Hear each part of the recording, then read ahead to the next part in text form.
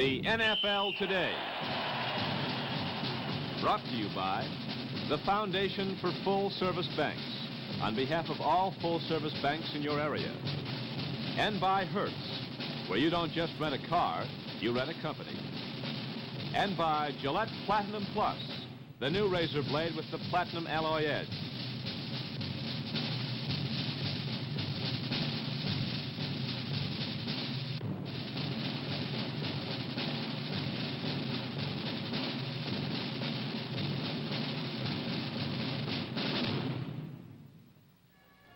From Metropolitan Stadium in Bloomington, Minnesota, it's the National Football League championship game.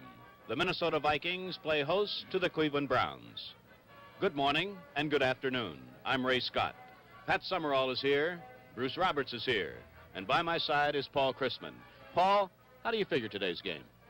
Ray, it's a little bit tough to figure, but we can say this. Last week, the Rams had some degree of success in running, in the first half at least, against the great front four of Minnesota. But today they are facing Leroy Kelly, probably one of the finest runners in the NFL, and Bo Scott, who had a great game just last week. There is no question that Cleveland's running game consists of a trap and a sweep. It's a very simple offense, but they've made it very effective through the years. Paul, do you eliminate entirely any psychological edge that might belong to the Vikings as a result of their one-sided victory over the Browns here a few weeks ago? I do eliminate it, Ray, because what looks good to the Vikings might make the Browns just that much madder this time. Okay, Paul, we'll join Pat Summerall in CBS Control in just a moment as the NFL Today continues. In 1965, we developed an experimental blade called EB7, stainless steel with a plastic coating. Today, we've developed a better blade. Not EB8, 9, or 10. It's EB11 with a new platinum alloy edge that's harder than stainless and more durable than chrome. To shave you not just cleaner, but smoother. EB11. We call it Gillette Platinum Plus. The blade you've always wanted, and more.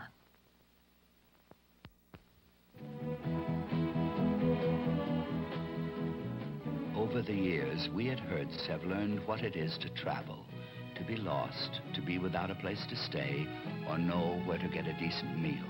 So, as a company, we've trained our people to help and given them the means with which to help. We've taught them that renting you a Ford is just where they begin.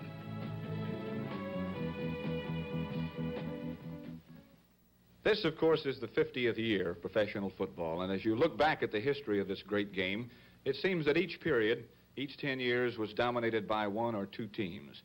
As you look back at the 30s, it was the Bears, the Giants, and the Redskins. After the war, the battles between the Cardinals and the Eagles. In the early 50s, it was the Cleveland Browns and the Detroit Lions. Later in the 50s, of course, those memorable years between the Baltimore Colts and the New York Giants. Then as you come to the 60s, with a possible interruption here or there from the Cleveland Browns, the 60s belong to the Green Bay Packers. Join us now as we go back and look at just a few of the highlights of those first 50 years. In 1920, George Hellas founded the NFL, and as coach of the Chicago Bears, he gave the game its first great superstar, and Red Grange ran wild. In 1933, George Preston Marshall won his fight for an NFL championship game, matching the winners of the Western Conference and the top team in the East. Fittingly, Hallis's Bears were the Western champs, their foes the New York Giants, and on a cold day in Wrigley Field, they defeated the Giants 23-21. The same two teams met in the 1934 game. Unable to find footing or success on the slippery field, the Giants trailed 13-3 late in the game. But the team's trainer spent the third quarter in search of tennis shoes. He found them, and with solid footing beneath them, the Giants scored 27 points in the final quarter to win 30-13.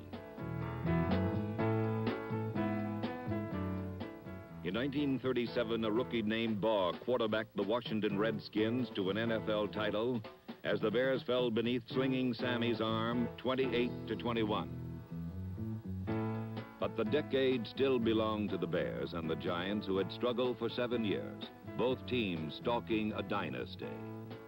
By 1940, neither team had a clear edge, but the Bears had the stubborn mind of George Halas on their side.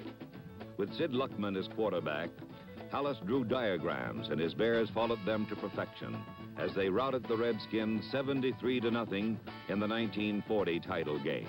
It still stands as the most one-sided game in championship history.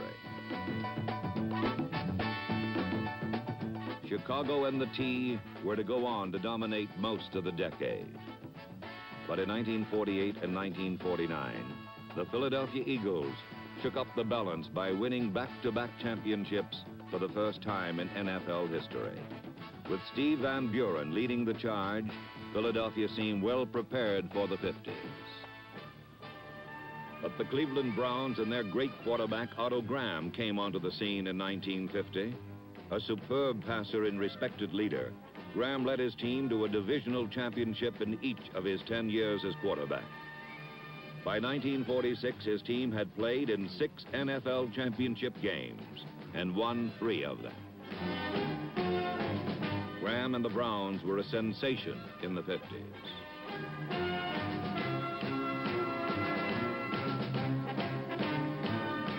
They might never have lost had it not been for the Detroit Lions and Bobby Lane. Lane had a way with men. He was a commanding leader, gaining both the respect and fear of all those who played for him. He passed a curious jinx over the Browns as the Lions beat Cleveland in the 52, 53, and 57 title games. The most famous game of the decade matched Johnny Unitas and the Colts against feared quarterback killer Sam Huff and the Giants. This 1958 championship has been called the greatest game ever played. With the score tied at the end of regulation play, a sudden death overtime was begun, the first in championship history. Alan Amici went in for the touchdown, and the Baltimore fans went wild. America had a new sports idol, and the game of football was ready to blast into the television age of the 60s. It was time for Vince Lombardi to charm the football world and beat everybody in sight.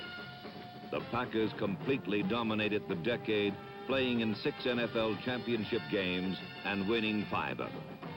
Lombardi was the king, and his kingdom was never on better display than in 1967 when the Pack played Dallas. Incredible code, incredible fans, and a block by Jerry Kramer. The Pack wins for the 3rd year in a row. Lombardi becomes a legend. Today, the Browns and the Vikings battle for power. The winner may start a new dynasty, but the Packer legend will be hard to overcome.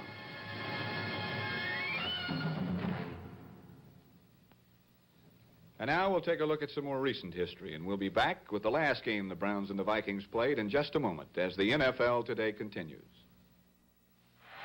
Remember Tom Harmon, the kid who had trouble keeping his shirt on?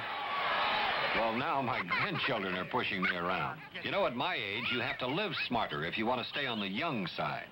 Sensible exercise and sensible eating, starting with a good breakfast like Kellogg's Product 19. The only cereal with 100% of the minimum daily adult requirements for vitamins and iron. Delicious, too. Want to get back on the young side? Start with Kellogg's Product 19. In Kellogg's Corn Flakes, you get more of the marvelous things in store for you in corn. You get more of the marvelous richness, more of the marvelous flavor, more of the marvelous nourishment of corn to savor. Crisp by Kellogg's into famous flakes with more of the marvelous cornness. Kellogg's Corn Flakes cornness, more of the marvelous cornness of corn. It was mid-season the last time these two teams met. Like now, Cleveland had just come off a big win over Dallas. That time the score was 42-10. Last week, the Browns beat Dallas 38-14.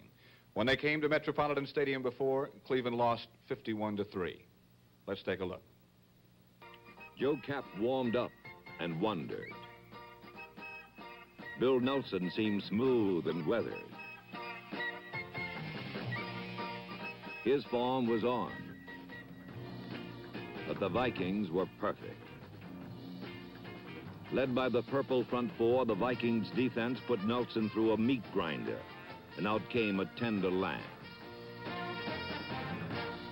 And when the front four led up, it was only so the secondary could make the Cleveland receivers forget about catching the ball. As good as the defense was, Joe Cap and the offense were better. Cap and wide receiver Gene Washington, number 84, put on a stunning exhibition. When it was over, Washington had caught 7 passes for 119 yards and 3 touchdowns, all in the first half.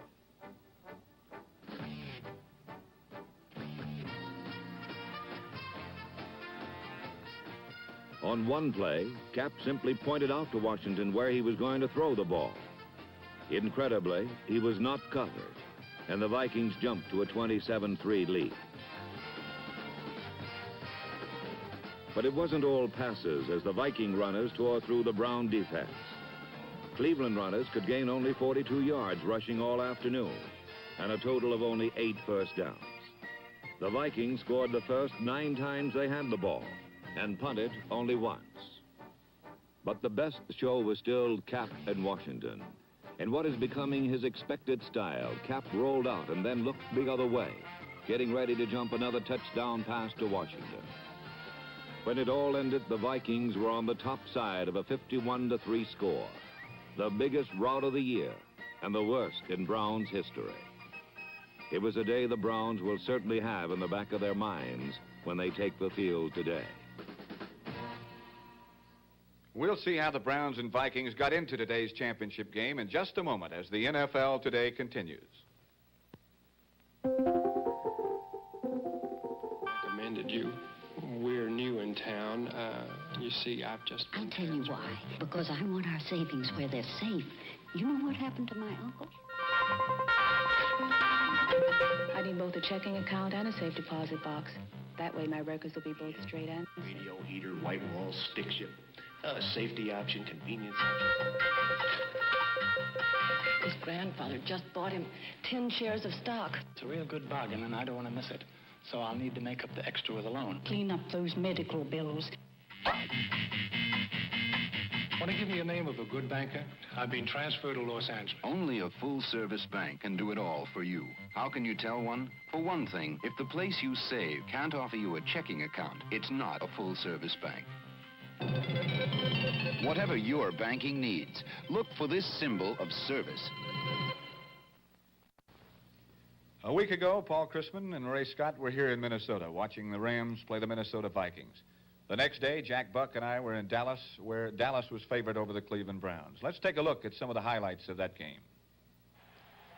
First time Cleveland had the ball, they were forced to punt. Don Cockcroft got out of a high, short punt. Bob Hayes had signaled for a fair catch. The lineman down underneath never saw the ball. The ball bounced off Rayfield right. Cleveland recovered, and you could almost see Dallas wilt at that point. Bill Nelson went right to work. To Warfield, who had a great day. This in the early minutes of the first quarter.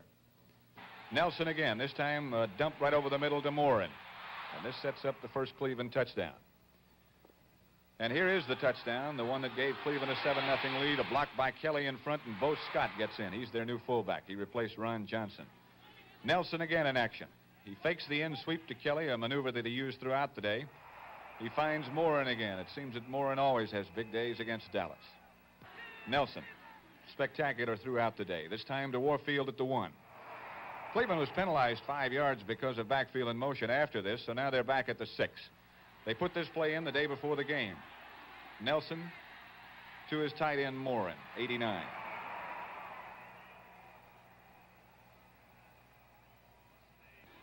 Cleveland got the ball in the closing seconds of the first half after Dallas had to give it up. Nelson fired strike again, this time to Warfield in the middle. Cleveland throws to a wide variety of receivers, as you'll see. Morin clears the area. Nelson throws down the middle to Bo Scott. Scott fumbles, and it's recovered by their offensive center, Fred Hoagland. They got a field goal just after that from Don Cockcroft, and at halftime it was 17-0. The Cleveland Browns over Dallas, and Dallas fans hoped that something could take place at halftime that might get their team back on the right track. Such was not to be the case. In the early moments of the third quarter, Craig Morton, who had a tough day for Dallas, back to pass. Must be excellent coverage. Fine rush by Cleveland, and Houston intercepts and rambles down the sideline some 33 yards before they can get him down. Nelson went right back to work. He lost none of his sharpness at halftime. Screen pass to Kelly.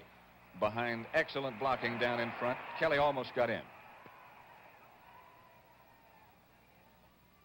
Now, from the end zone, the second touchdown of the day by Cleveland fullback Bo Scott. That's Bob Lilly coming across in front of him, and that should give you some indication of the strength that Scott possesses. Nelson on a draw to Leroy Kelly. A fine block in front by Gary Collins, number 86, as you can see on Cornell Green. That's just at the end of the third quarter, beginning fourth quarter. Kelly gets his touchdown. That made it Cleveland 31, Dallas 7 at that point. This is the place we told you that they like to work on Cleveland. Walt Sumner intercepts. 88 yards later, Cleveland has its 37th and 38th point as Don Cockcroft's extra point was good. And that's the way it was at the Cotton Bowl in Dallas, pretty much a one-sided affair, 38-14 the final score. The day before, it was different here, wasn't it, Paul? Pat, you had a lot of spectacular plays, a lot of running up and down the field, a lot of long passes, all that spectacular type of football. It was a kind of a grind-em-out football game here in the stadium at Minnesota. And here are the highlights here. This is Joe Kapp throwing to Washington to the outside, who falls and slips out of bounds there. The field, incidentally, was not frozen, but the field around was, right at the edge of the sideline. Here's Kapp again, and watch this. Washington once again on a crossover, and now Kapp throwing off the wrong foot again, as he so often does. Watch him now. Hits Washington, who keeps both feet in bounds, and that's the one that took them down to their first touchdown. This is Osborne. This is called second effort. Watch him now. He'll roll. He'll claw his way into that end zone. He does. That's a touchdown right there. We are at the half now, and despite the fact that we have shown you Viking highlights, the Vikings went into the dressing room behind 17-7. So we better pick up the second half highlights here, and this is Joe Kapp throwing to Washington. Watch, he'll make the catch, get up to run, and Pardee hits him and is penalized for doing so. There's quite a bit of discussion on this play. Now watch Kapp back to throw, and this is why he is so very valuable. He cannot find a receiver. Watch what he does. Down to the 1-yard line and puts him in great scoring position.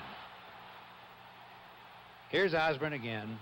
Watch him hit hard into this end zone now. Being led by Bill Brown. In he goes. Here's Osborne again. Now watch him roll here. He stopped. They need a first down. They need a couple of yards. He stopped, apparently cold. He rolls on, picks up about 4 yards and a very vital first down. Here's Kapp again now, taking him into scoring position. Once again, can't find a receiver. Watch what he does. Fine runner. He's directing traffic here now, telling the blockers out ahead of him to help out. Down to the 4-yard line. Watch the blocking. You can barely see it in the left corner of your screen. Kapp on a rollout, and he gets great blocking ahead of him. Nobody touches him till he just gets to the goal line, and it's too late there. This is Roman Gabriel now. Carl Eller knocking him into the end zone for a safety. We're going to show you that in slow motion. Mr. Eller, 81, this great defensive end. Watch him go by Bob Brown, a fine offensive blocker, and pick off Gabriel right here. He was heading backwards, knock him into the end zone, and those were the last 2 points that the Minnesota Vikings scored. And, Pat, that's the way it went from here. Two entirely different type of games. Paul and I'll take a stab at evaluating these two teams in just a moment as the NFL Today continues. When you travel for a living, you travel when it's good for your business, not when it's good for you. While renting Fords over the years, we at Hertz have come to understand the plight of the traveling businessman. And instead of just offering you sympathy, we've actually devised a number of ways to help. You see, at Hertz, you don't just rent a car, you rent a company. Search no more. The quest for the ultimate blade is over. Gillette introduces Platinum Plus, the blade with an edge of Gillette's astonishing new Platinum alloy. Platinum Plus, harder than stainless, more durable than chrome, to shave you not just cleaner, but with more comfort than any blade in history. Gillette Platinum Plus, the blade you've always wanted, and more. Paul and I have worked out our own rating system on these two teams, the Cleveland offense against the Viking offense, the Viking defense against the Brown defense. We used a scale of 10. 10 would be the maximum. Obviously, both of these teams would have to rank very high since they are in the championship game. And because Paul has been with the Vikings a lot more than I have, I think this is the 5th game he's covered of theirs, I've asked him to take the Viking defense. I'll take the Brown defense. So, Paul, the defense first. Pat, I think we should mention here that Sherachman does a very workmanlike job as a cornerback here.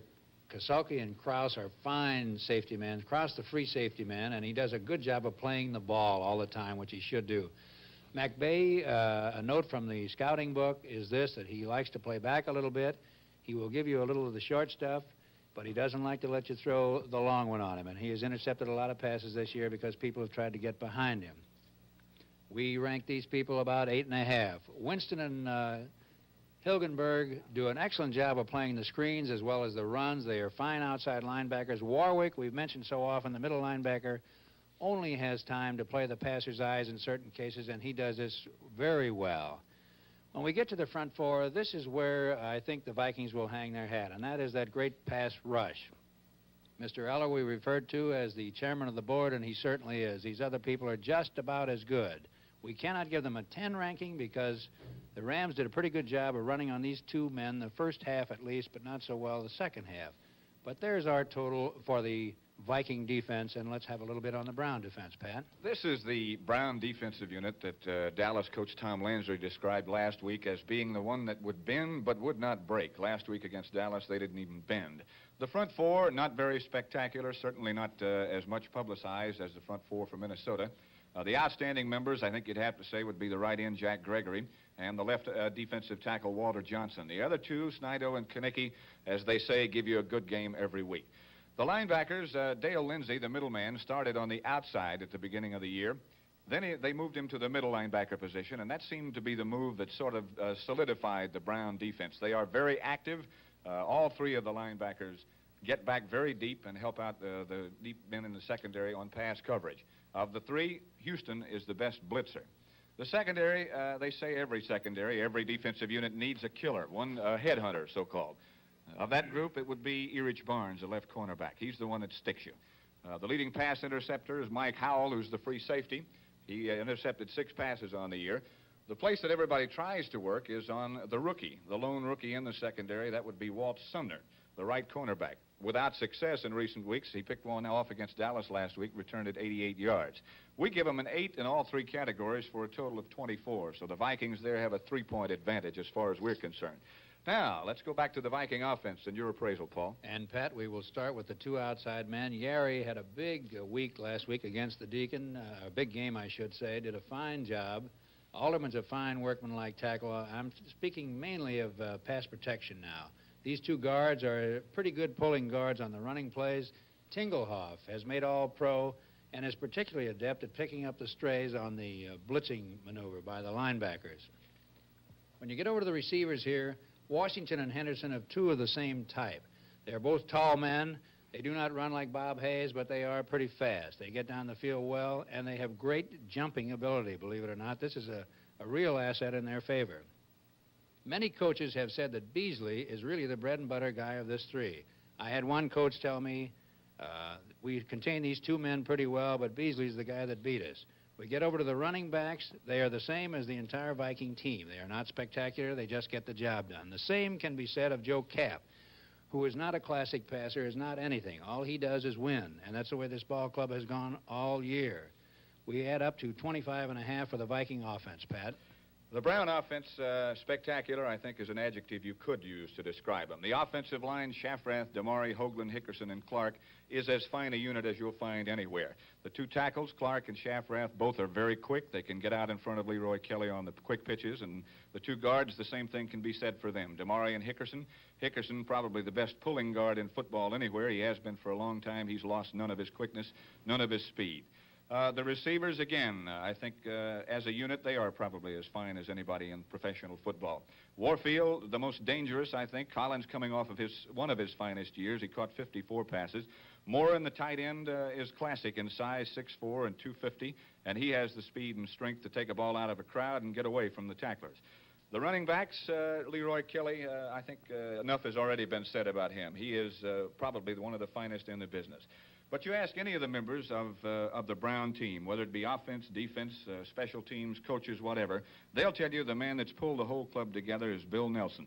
And his performance against Dallas last week, I guess, could be described as spectacular. 27.5 points, then. We give the running backs and Nelson 9, the receivers 9.5, the offensive line 9. So we get 27.5. We beat you by 2 there. If you total this up, you'll see that the Vikings only have a 1-point advantage as far as we're concerned over the Cleveland Browns. Yet in regular season, Paul, Minnesota won 51-3. How do you explain that? That's just the way this ball club has been all year, Pat, as we have mentioned. They are not spectacular. They do the job. One plus I think we should mention for the Browns offense. Leroy Kelly, one of the great runners of the league. Also a very clutch pass receiver. He has fine hands and does a great job and has pulled them out of the hole many times. It looks like the Brown offense is going to go against the Viking defense, and particularly these people you've heard so much about, that front four. Of course, as you think about it, there's so many intangible things. The weather, and then, of course, you can't forget about the leading scorer in the league, Fred Cox, who scored 121 points, the most ever for a kicker. That has to be a definite plus for Minnesota. We'll be back at Metropolitan Stadium in just a moment as the NFL Today continues. There's no telling what you'll run into on the highways these days.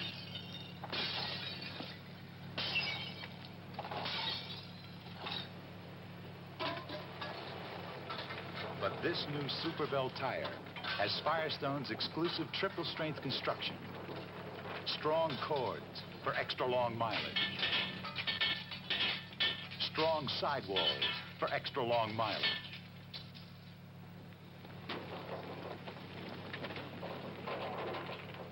Strong bonding for extra long mileage. Firestone's new wide oval tire. Test after test shows it can give you up to 40,000 miles. If you're a sensible and law-abiding driver, even 50,000 miles and more. Get Superbelt for extra long mileage at Firestone, the mileage specialist. Bruce Roberts down here at the field at Metropolitan Stadium, and if there is such a thing, it is pleasantly cold. The temperature is 9 degrees above, the winds out of the northwest at 10 miles an hour, and the sun is shining brightly. As far as the condition of the field is concerned, Dick Erickson and his ground crew here have done a truly remarkable job. Immediately after last week's Viking-Ram game, they covered the complete surface, including the end zones, with a 2-inch thick fiberglass blanket. That, in turn, was covered by a tarp, and then blowers were brought in to see that the ground did not freeze. And as of this moment, you can see the flamethrowers in the background. They're working at it. So we have fairly ideal conditions. But by halftime, the ground might freeze, and some changes will have to be made. That's the situation as of this moment. We'll be ready for the start of today's NFL championship game between the Cleveland Browns and the Minnesota Vikings after this pause for station identification. The Minnesota Vikings and the Cleveland Browns battle for high stakes. For the winner, the NFL championship and a trip to the Super Bowl. Stay tuned for the action on CBS.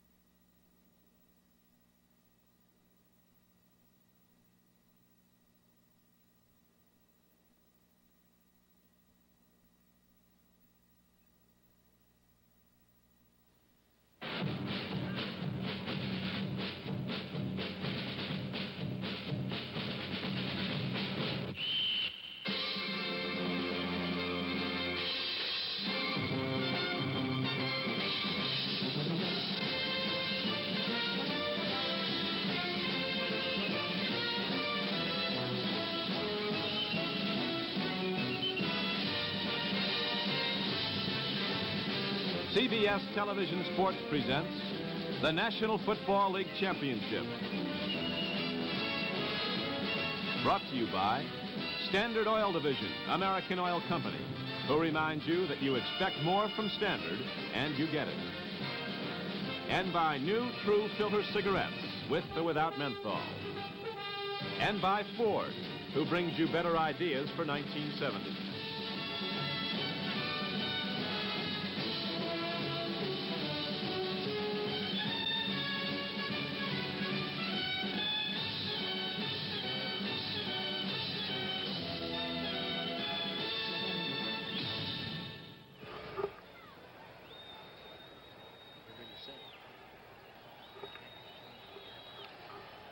Well, Paul, as far as the weather is concerned, we have sunshine. In case the sunshine should disappear here at Bloomington, Minnesota, the lights are turned on. The field, I think it's safe to say, to echo what Bruce Roberts said, is in as good a condition as it is possible to be at this time of year in this part of the country. Would you agree? I agree, Ray. I don't think we're going to see any snow today. I think it's going to remain very cold because of the lack of cloud cover. And there is a possibility the field might freeze about the half, and if it does, it might change the rush of that great front four of Minnesota. The officials for our game today: the referee is Tom Bell, the umpire Joe Connell, the headlinesman George Murphy. Jack Fetty is the line judge, Ralph Vandenberg the back judge, Fritz Graff the field judge. There are alternates here today as well: Bernie Ullman and Bruce Finlayson. So, we'll be ready for the start of today's game in just a moment.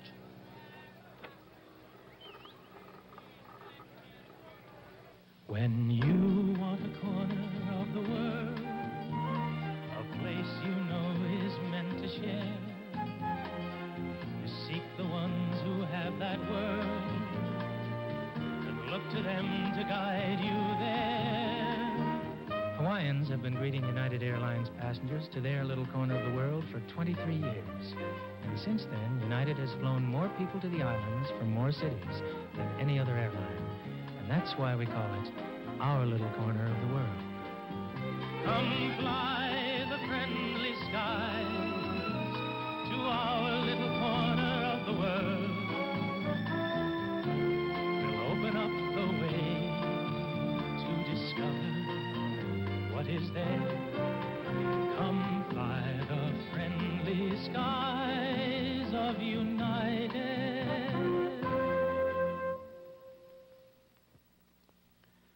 To prove that Maverick is the simple machine, we asked 5 stewardesses to put it back together.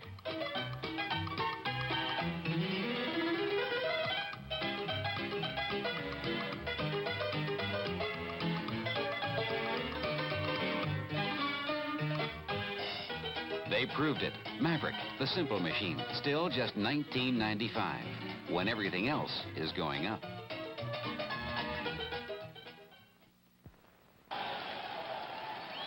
The Cleveland Browns defensive unit has been introduced, and as you will judge by the roar of this capacity crowd, or near so, the Minnesota Vikings offensive unit is being introduced. Mick Tingelhoff of Nebraska, Jim Ballone of Southern California, Milt Sunday of Minnesota, Grady Alderman from Detroit, Ron Yary of Southern California have all been introduced. Michigan State's Gene Washington, the split end, tight end John Beasley. Washington from Michigan State, Beasley of California. Dave Osborne, number 41, you saw a moment ago from North Dakota. Bill Brown, the fullback from Illinois. John Henderson, the flanker from Michigan. And the quarterback, there's Henderson, number 80. And the quarterback, Joe Kapp. I would say the calling out of his name evoked the greatest bit of applause we have heard so far today. Head coach Blanton Collier of the Browns was introduced. Head coach Bud Grant of the Minnesota Vikings. The Cleveland Browns have won 4 National Football League championships. They have appeared in 10 NFL championship games. In fact, they have appeared in 3 of the last 5. Their last championship came in 1964. They were on the losing end in championship games in 1965 and in 1968. Joe Kapp. I think that over these last few weeks, Paul Chrisman, our sports following public of this country has learned to know a lot about this young man. He does everything the wrong way, you know, as we said. All he does is win, and I'm sure that's getting a little tiresome to hear, but it's just the way he plays ball. He apparently has a fine delivery here, but you see him in the ball game throwing with his right foot forward and his right foot sideways and every other way, but he gets the ball to the receivers, which is what counts, and he gets it there on time. Referee Tom Bell indicating the Minnesota Vikings have won the toss and have elected to receive. The temperature, we will repeat, is 9 above zero. The wind is out of the northwest at 12 miles per hour.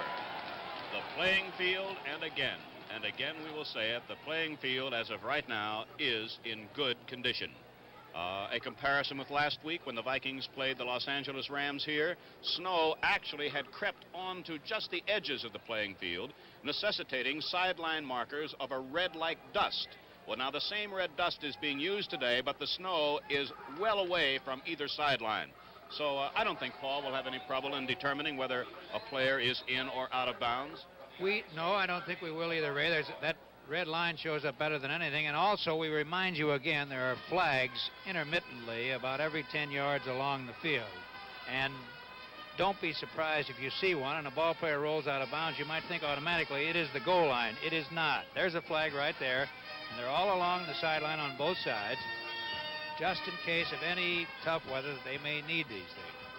The flag raising is being taken care of by a combined color guard from the U.S. Army and Marine Corps. The Viking band, directed by Mr. Ralph Mendenhall, will play the anthem. The singing here will be led by Mr. Charles Wood. So our players are at attention, and we all join in the singing of our national anthem.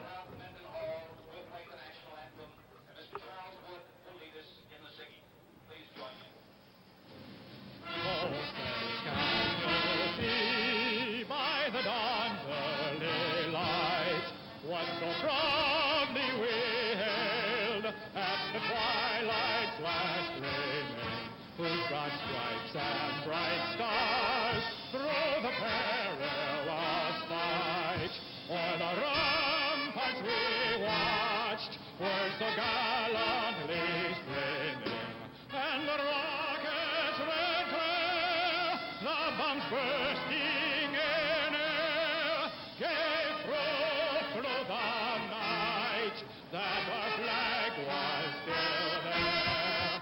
Oh, say does the star-spangled banner yet wave o'er the land of the free and the home of the brave?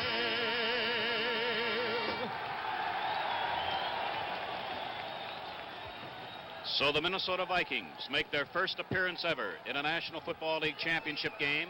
With the exception of 9 first-year men, all of these Cleveland Browns were on the squad last year that lost in the championship game to the Baltimore Colts. Don Cockroft tees it up for Cleveland.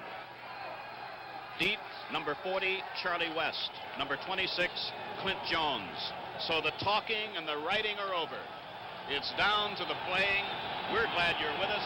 The Browns and the Vikings for the National Football League Championship at Bloomington, Minnesota. Charlie West at the 8. To the 30. First man to meet him, Bill Andrews. As our game gets underway, we remind you, this telecast is presented by authority of the National Football League. It is intended for the private use of our audience. Any rebroadcast or other use of this telecast without the express written consent of the National Football League is prohibited. Cap sends Henderson 80 to the left, Washington 84 to the right. From the Viking 30, first and 10. Cap intended for Henderson, broken down by Walt Sumner. You had a chance to see the Minnesota Vikings offensive unit, most of them at least. So right now, as the Vikings are 2nd and 10 from their 30, let's set up the Cleveland defense for you. Up front for Cleveland, Gregory 81, Kanicki 69, Johnson 71, and Snido 88. The 3 linebackers, in the middle, Lindsey 51, flanked by Garlington 50 and Houston 82. 2nd and 10, Minnesota.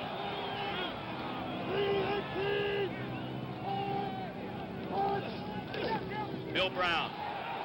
4 yards, 34-yard line. Lindsay stopped him. And now the Brown deep men. At the right corner, you saw him break down the first pass thrown, Walt Sumner, 29. At the left corner is 12-year veteran, number 40, Erich Barnes. Mike Howell, 34, and Ernie Kellerman, 24, round out the Cleveland secondary. For Minnesota, 3rd down 6 from the Viking 34. To the right, Henderson. To the left, Washington.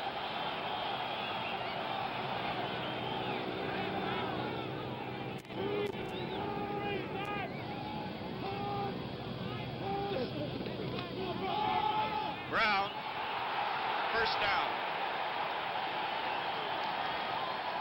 Linebacker Jim Houston made the tackle, but the Vikings have a first down.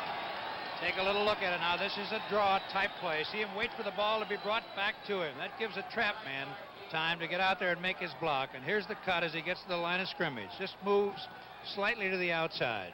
Good gainer. Result, gain of 9. 1st and 10 Vikings, Minnesota 43. To the wide side, the right is Henderson.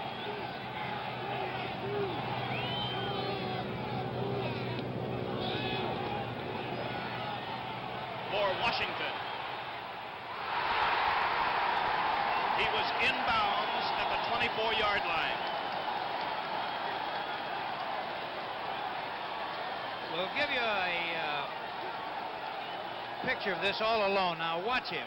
Washington, you will see his feet are in even though his body may not. As he leans, he's in all the way. It looked like his body was slightly out of bounds, but he did have both feet in. He caught the ball inbounds all the way as it turned out.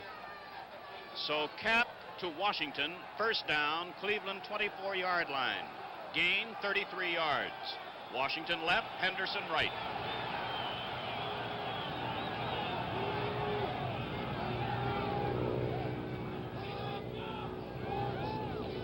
Brown. He's inside the 20. Mike Howell of the secondary, 34. Walter Johnson, number 71, mainly responsible for stopping that play. But the ball, 18 and 19-yard line of Cleveland. It is 2nd down and 4.5. Our game is just underway as we look along the sideline at the Minnesota Vikings bench.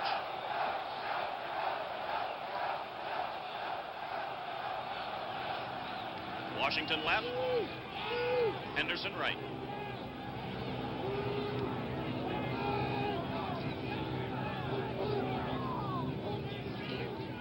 Osborne. He's inside the 10. You know, that's the way Osborne has run the entire season. He's always got that second effort. Watch him now. He looks like he's stopped. There's a little cross-buck move there. He's hit. Bang. Rolls. Keeps going. Watch how much more yardage he picks up after he was apparently stopped. There's some real effort. Sumner prevented a touchdown, perhaps. He was the last man. It's 1st and goal at the Cleveland 7 after 3.5 minutes of play.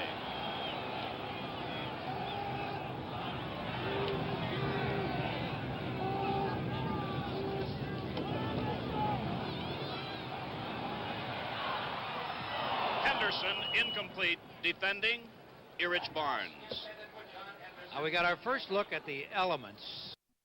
The elements in this case, end zone, although they claim it is not frozen, is apparently a little tougher than the playing field. Henderson tried to do a little maneuver there, started in the end and tried to cut quickly and go to the outside, and he slipped a little bit. He didn't get any ground on the defensive man at all. They were both kind of skating around there as they ran through the end zone. By the way, there was some doubt about footwear, but they are wearing regular football shoes. 2nd and goal at the Cleveland 7 for the Vikings.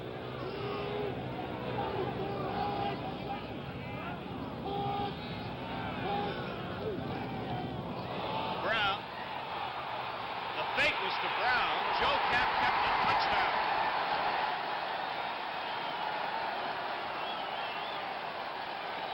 Cap, I believe, wanted to give the ball to Bill Brown. Watch, it's a busted play. This is the best bust in the world, 6 points. They ran into each other. He's supposed to go off tackle. and the defense moved to take Brown. Instead, capped right up the middle, and you see what happened. 6 points. Fred Cox, with Krause holding, will try for the 7th point. A penalty marker is down. Offside, Cleveland. It's declined. The extra point stands. It's 7-0 Minnesota. We'll be back with the Vikings kickoff in just a moment. Pete, see you later. Take care of that leg, huh? Yeah. Live it up, you guys. Well, I guess it's just you and me, buddy. Yeah, me and my Winstons, me and my Winstons, we got a real good thing, a real good taste. Hi.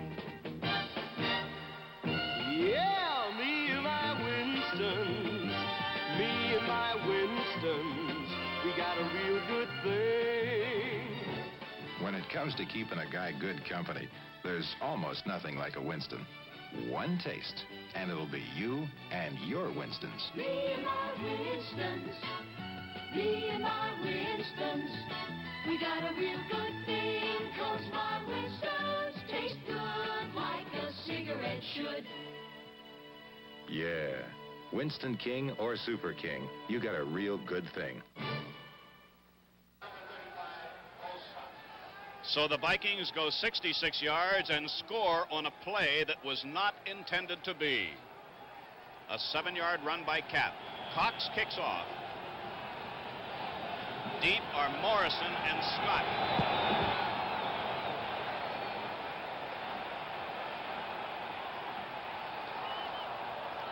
Morrison just got his hands on it in the end zone for a touchback, but a Viking was there a split second after Morrison covered that ball. Touchback, Brown start from the Brown 20. 11:03 left first quarter, and the Vikings lead by 7-0 in their first NFL championship game ever. Starting for Cleveland in the backfield, Bill Nelson is the quarterback, number 16. Running backs are Kelly, 44, and Scott, 35.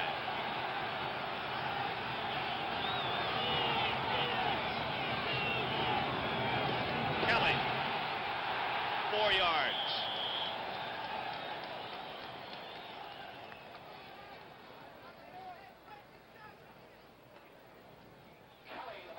Carl Eller, number 81 here, against Monty Clark, the right tackle. Eller bypasses, is hit by 2 people, still splits him, makes the tackle, but for a 4-yard gain.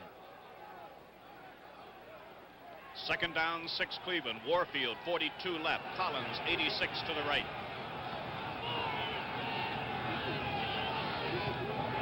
Bill Nelson. Bo Scott. First down, 38-yard line. Carl Eller made the tackle. Nelson, during the regular season, completed 54% of his passes. He threw 23 touchdown passes. I'd say in the latter part of the season, particularly the last month, we have seen more and more of that last type of play. It's like a screen. 2 linemen get out there ahead of him, but it's just a quick swing pass to either side. First and 10 Cleveland at the Brown 38. Intended for Morin. He collided with linebacker Wally Hilgenberg. Lonnie Warwick was back there too. It was Warwick that ran into Morin as the pass reached Morin. Second down, 10 Cleveland. 9:44 left first quarter. Vikings lead 7-0. Joe Kapp ran 7 yards for a touchdown. He intended that Bill Brown have the ball. It didn't work out that way.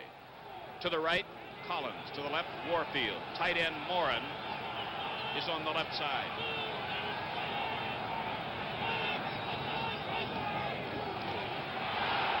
Bo Scott, 43-yard line. Alan Page made the tackle. Watch Hickerson now. We're going to show you this play again. I'm sorry. We're not coming back with this one.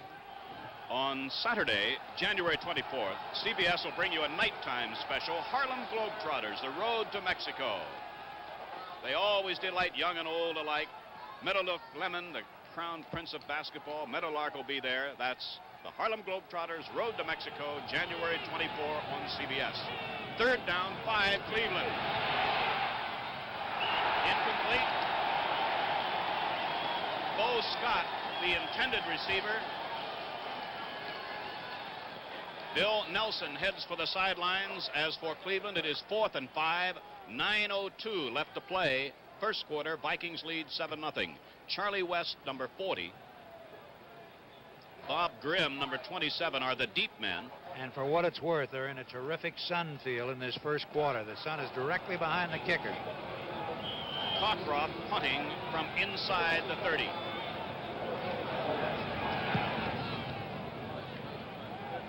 Fair catch, West, 24-yard line of Minnesota.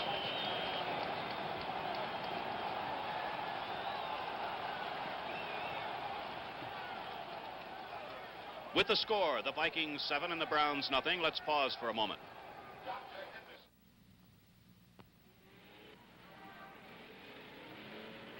Mechanics have a ticklish problem with Amatone. It does part of their job. So as mechanics, they shouldn't like it. But as customers, they do. Who knows better what it does for your engine? Standard Oil dealers welcome mechanics in strict confidence. We won't tell if you don't. The one you like best just got better. The Goodyear Custom Wide Tread Polyglass Tire. 38,000 miles on a set of tires is quite a few miles. I'd say you could go across the United States 2 or 3 times easy. And with 38,000 miles on them, I wouldn't be afraid to go across 2 or 3 more times. It's a real gripping tire on wet pavement. If it doesn't say Goodyear, it can't be Polyglass. Who went 66 yards for a touchdown after the opening kickoff and leads 7-0. Are 1st and 10 at their own 24.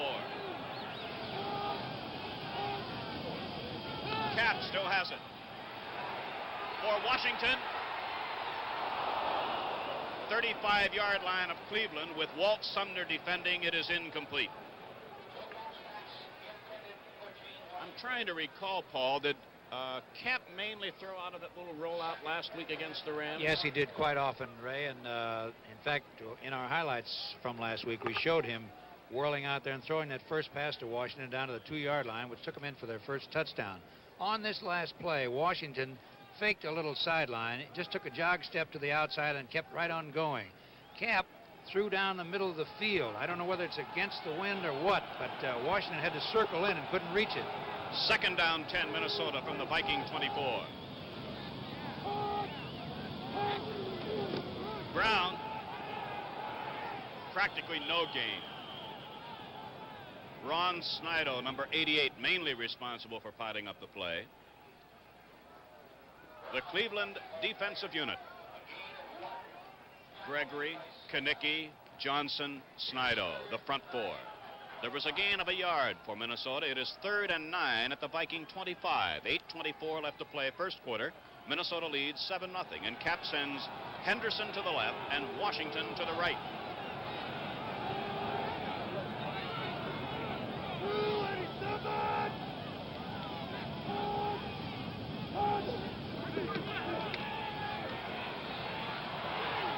Washington, his defender fell down.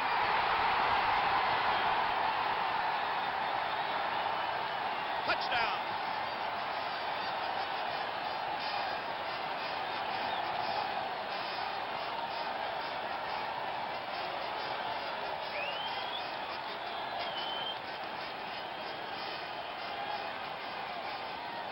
Watch him now, Cap going back. I don't believe you'll be able to see Washington maneuver, but the defender did slip as he turned to cut over the middle. See how all alone he is here. No one within 10, 15 yards of him. In fact, you'll see he's kind of trotting here. He really isn't airing out because he has all the room. Erich Barnes fell down around midfield, and so now the Vikings lead 13-0, and Fred Cox, with Paul Krause holding, will try to make it 14. 7:53 left to play first quarter. It is 14-0 Minnesota. We'll be back with the Vikings kickoff in just a moment.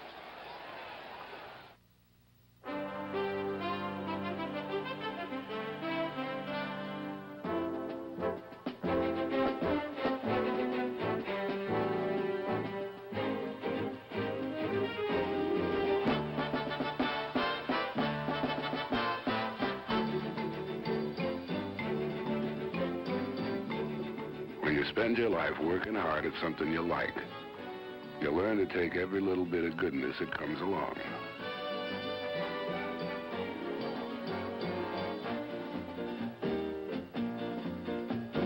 You've earned it, and you know you really don't get any second chances. Because you only go round once in life, so you gotta grab for all the gusto you can, even in the beer you drink. Why settle for less? When you're out of Schlitz, you're out of beer.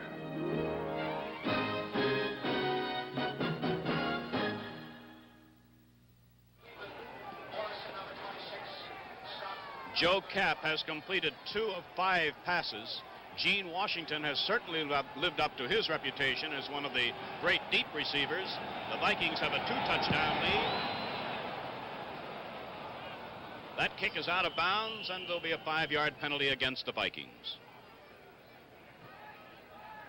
The head coach of the Cleveland Browns is referred to over and over again in descriptive phrases like mild-mannered. The word gentlemanly is used, and certainly I'd have to say, Paul, he's one of the truly soft-spoken head coaches I've ever known. But also one of the real greats in this coaching profession. Incidentally, among other people, he taught a young man named Bud Grant. He started him off. And there is Bud Grant, the head coach of the Minnesota Vikings. So now the Vikings will kick from their 35-yard line. Deep again are Morrison, 26, and Scott, 35.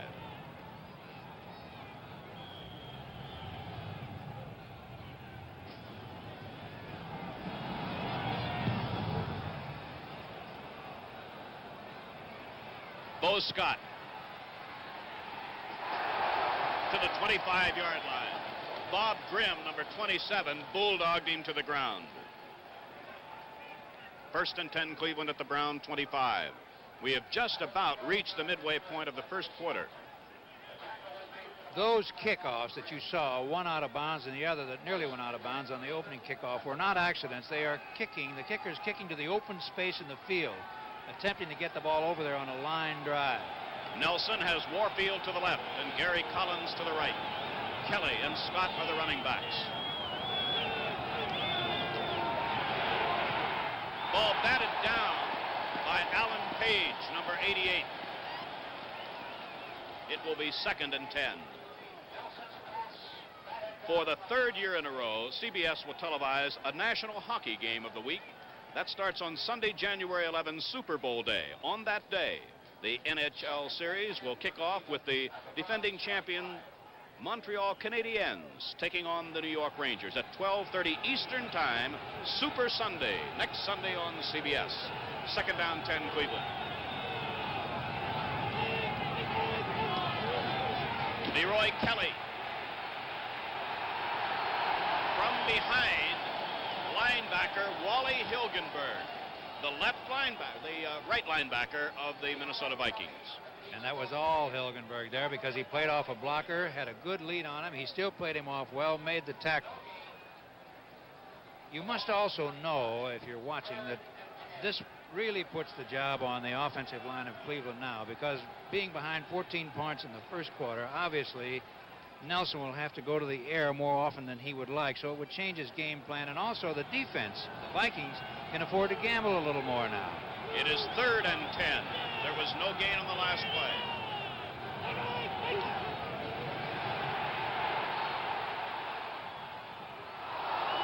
Broken down at the 39-yard line by Winston and Kasalki, and except for their collision on a pass intended for Collins, it could well have been a touchdown. It could well have been an interception.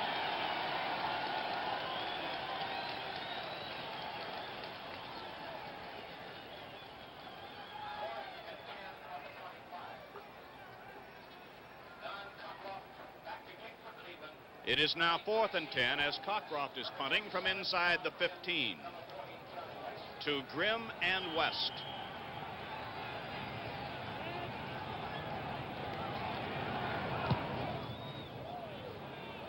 West at the 37.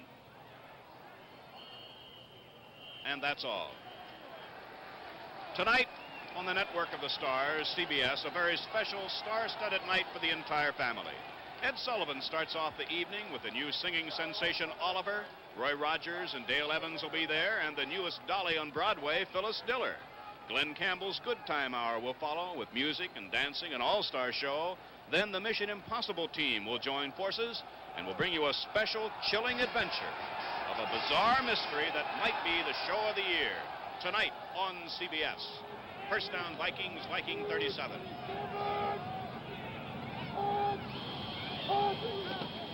Bill Brown.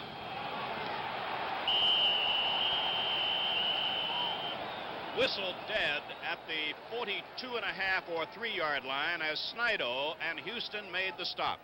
The Vikings are leading by 14-0, having scored the first 2 times they had the ball. We have word now from the sidelines that the playing surface is still generally good. There are a few spots that are frozen, and as a result, of course, are slippery. Brown picked up 5 yards, 2nd down 5 at the Viking 42.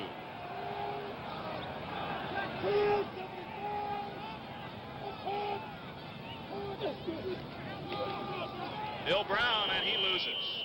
Ron Snido, the defensive end, number 88, made that fine defensive play, and for the Vikings, it'll be 3rd and now a little more than 5. You know, just thinking, giving you the thinking of the quarterback, under normal circumstances, a quarterback in this situation would have a little bit of a tendency to be just a little cozy on this down because everybody's expecting a pass. I don't think you need worry about Joe Kapp. It doesn't matter what the score is. He's all out all the way. Henderson is to the wide side, the left.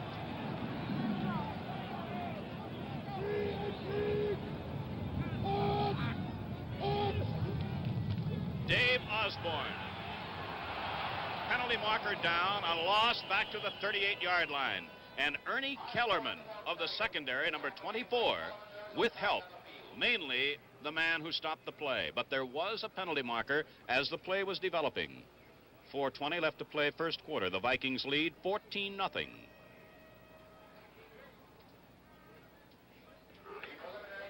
A clipping penalty.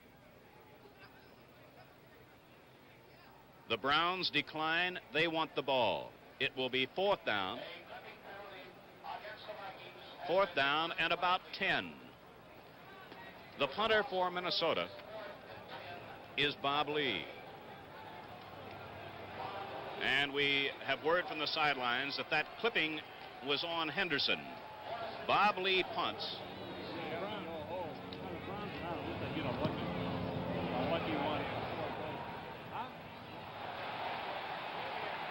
Reese Morrison, 35-yard line.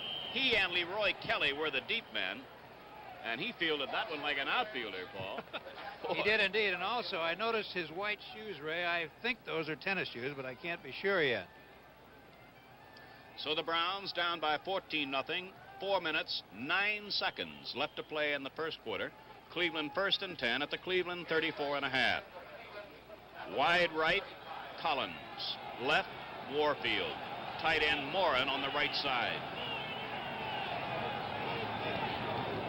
Leroy Kelly to the 37.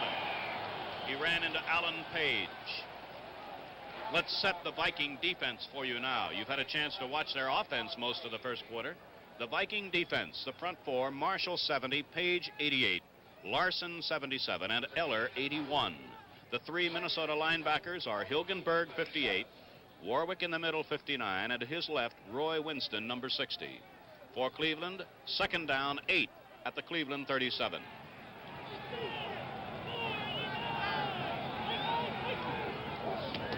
Kelly. Fumble. Vikings have it.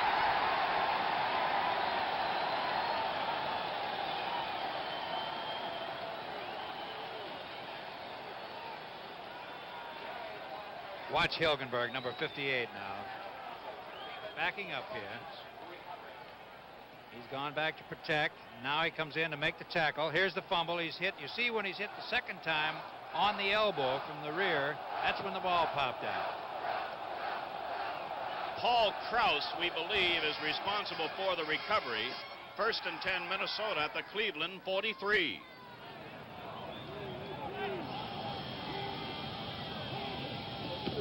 Osborne,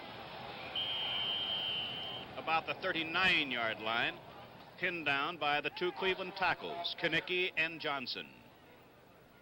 Gain of 3, between 2 and 3. 2nd down, 7. 2.5 minutes left to play in the first quarter. Cap scored on a 7-yard run and then threw a touchdown pass of 75 yards to Washington as the defender Erich Barnes fell down.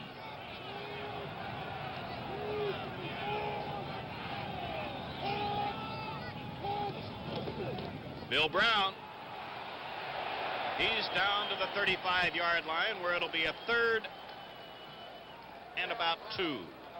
Dale Lindsey, the middle linebacker, number 51, stopped the Minnesota running back. In a way, he has a decision here. He has almost 2.5, almost 3 yards to go, which is a long way to run on 1 down. So you'd think he might go to the air. By the same token, if he wishes, he has 2 downs to make this, because he would be around the 34-yard line, which, if he punted, would almost be back there into the end zone. So, you know, it's 6 of one, half a dozen of the other. 3rd and 2. Osborne, 1st down at the 30. Second effort, Osborne. That's the way it is. Bounce and keep going. He's done it all season. Number 41, Dave Osborne, a 5th-year running back from North Dakota. He's a 6-footer and 205.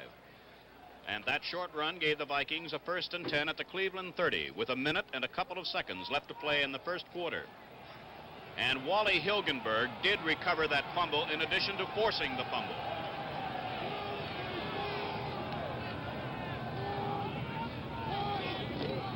Brown, oh, what a reception committee. Jack Gregory, number 81, met Brown at the line of scrimmage. Result, no gain. And maybe a bruised middle. He was met at the pass. And when you're going forward full speed and suddenly going backwards, this is quite a jolt. He got it. So the Brown defense sorely tested here in the first quarter, which has 25 seconds remaining and the clock running. The Brown defense digs in. Vikings 2nd and 10, Cleveland 30.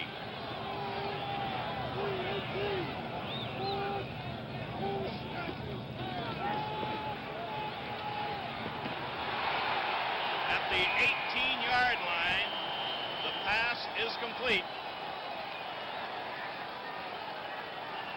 Gene Washington, 1st down, and there was needle threading if I've ever seen it. And that's the end of the first quarter with the score. The Minnesota Vikings 14, the Cleveland. Powder.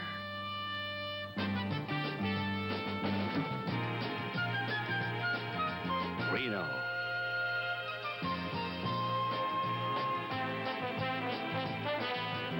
Cool. Tahoe. A snowball vacation on United Airlines to Reno, Tahoe. Great skiing. Great everything. Action, swinging, and the snowball runs from December to May. Come fly United Airlines to the exciting world of Reno, Tahoe. A world that makes the most of its days and its nights. Call your travel agent or United. Come on, have a snowball. Fly the friendly skies of United.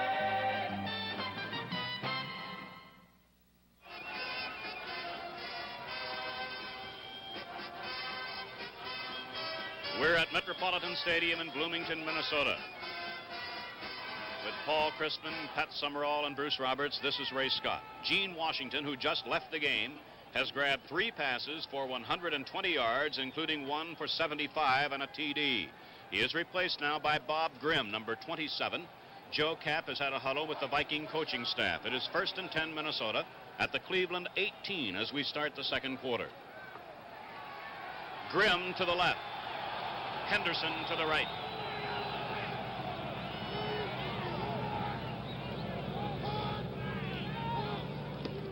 Bill Brown, penalty marker down.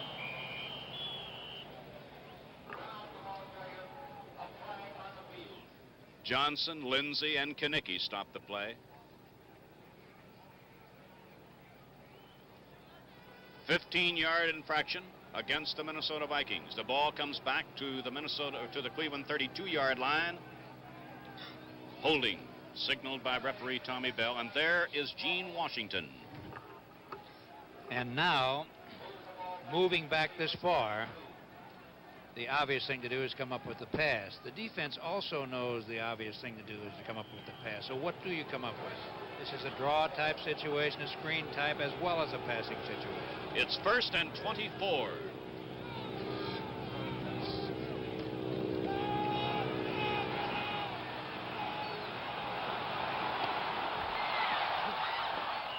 Inside the 30-yard line, John Garlington wrestles Cap out of bounds. There will be a gain of about 3 or 4 yards. And that's why Cleveland is in this championship game. That was a screen call. They had it well covered, and there's absolutely no place to unload the ball if the screen man is covered.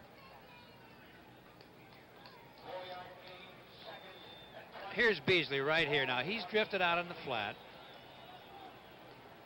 And you see there are a couple of men in the vicinity. There's no place to throw this ball.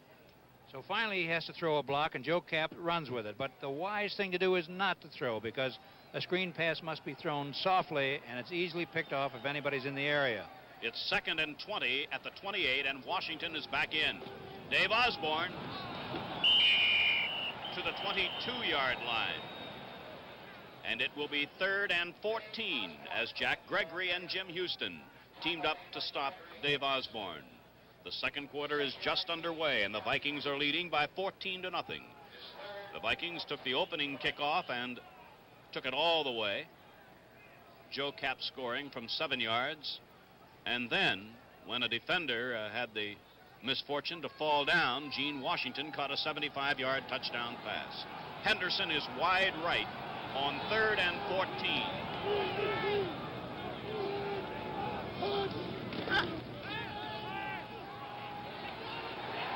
Henderson. Defending was Ernie Kellerman. Ray, that is the exact, see the shadows there? That's the exact corner of the Sun field. I believe that ball was in range. We'll take another look now. We've got him here. See when he turns, if the ball is in reach, it looked like he lost it. He's got a good lead on the defender here. There's a question whether he could have reached it with a jump or not, but it looked like it was within reach, but I don't think he saw the thing.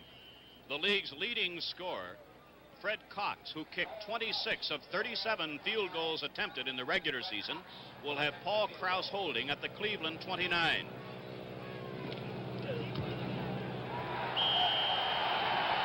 It is good. The Vikings now lead by 17-0 and will be back with Minnesota's kickoff in just a moment.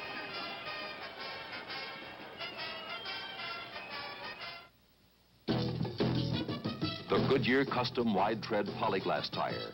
I put about 100 miles a day on the tires. And right now I have 35,000 miles on these tires, and they've given me good service. They start beautifully, you get good mileage, they're a safe tire. Goodyear Polyglass. There's no other tire for me on the road. If it doesn't say Goodyear, it can't be Polyglass.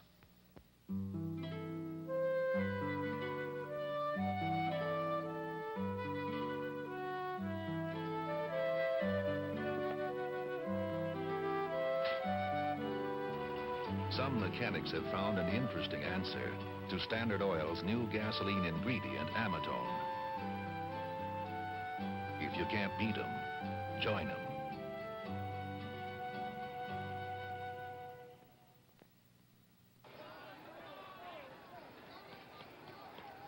Two dangerous return men. Bo Scott, 35, nearest you. To his left, Reese Morrison. And I don't believe Morrison is wearing the traditional football shoe right now. You notice there's some kind of a rippled shoe, and Fred Cox kicks off. Bo Scott at the 11. 25. Met at the 31-yard line by Mike McGill, a reserve linebacker. Now we have word from the sidelines that several of the Browns are wearing sneakers. Passing so far, Cap 3 of 7. Nelson 1 of 5. There have been no interceptions. It is 1st and 10 Cleveland at the Cleveland 32. Paul Warfield is wearing a sneaker-type shoe, and he goes to the left. Number 42, Ed Schrockman covers him. Wide right, Collins. Leroy Kelly. Wally Hilgenberg wrestling Kelly out of bounds after a short gain. And a great number of the Browns have decided to use that rubber-soled studded type of shoe. I'm not sure about the exact terminology. Are you, Paul? No, Ray. It has a number of cups on the bottom of the shoe. I don't know exactly how it works, though, but it certainly will give you a little better traction than cleats if the field is frozen. It's 2nd and 7 Cleveland at the Cleveland 35. Bill Nelson. Collins. It led him by too much. Defending was McBee, the left cornerback, and it'll be 3rd and 7.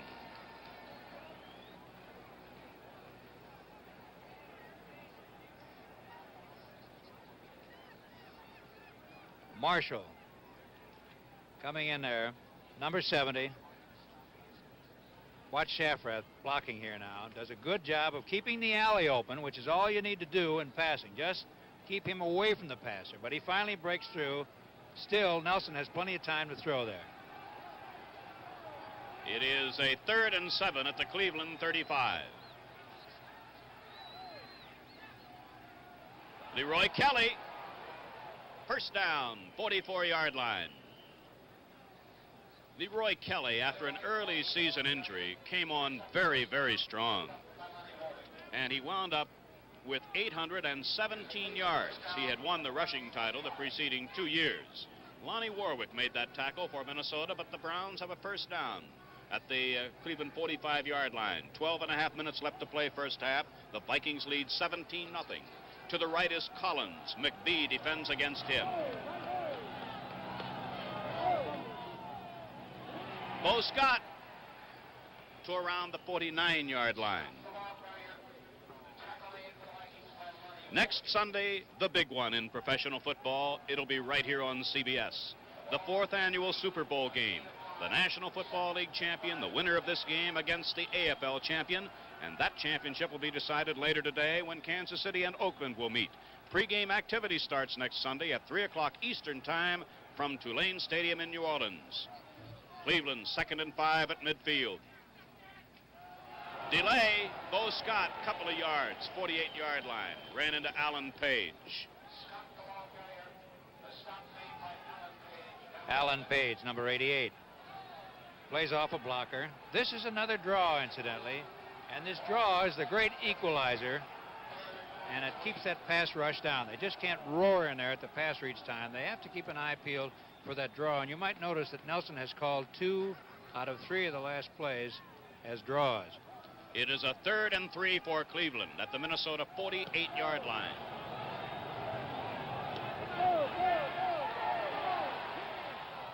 Intended for Collins, incomplete at the 40. To the best of my knowledge, this is the first time that Cleveland has been able to cross midfield with 11 minutes and a few seconds left to play in the first half. And Bill Nelson, the Cleveland quarterback, who just turned the Cleveland Brown fortunes around when he joined them. Nelson heads to the bench, and Cockcroft is punting from inside the 40. West 40, nearest you, Grimm 27. High and out of bounds around the 20-yard line.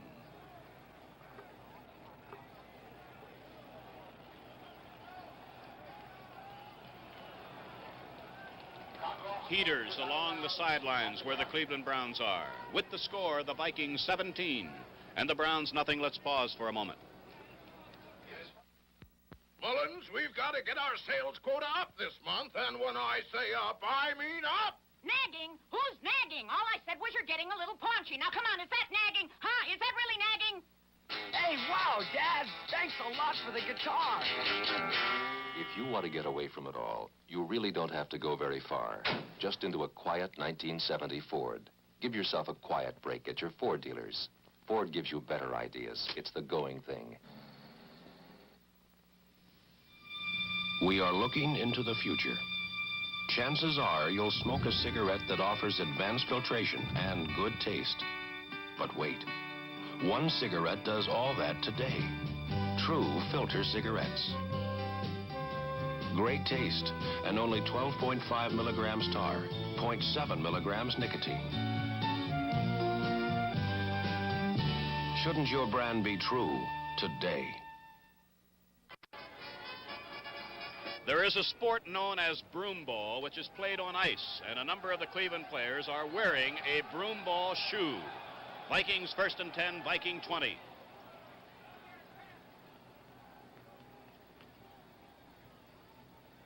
Oscar Reed, number 32, replaced Bill Brown as one of the Minnesota running backs. Reed is a 6-footer, second year from Colorado State, and he's done a fine job this season for the Vikings. There is a gain of 2.5, second down, 8.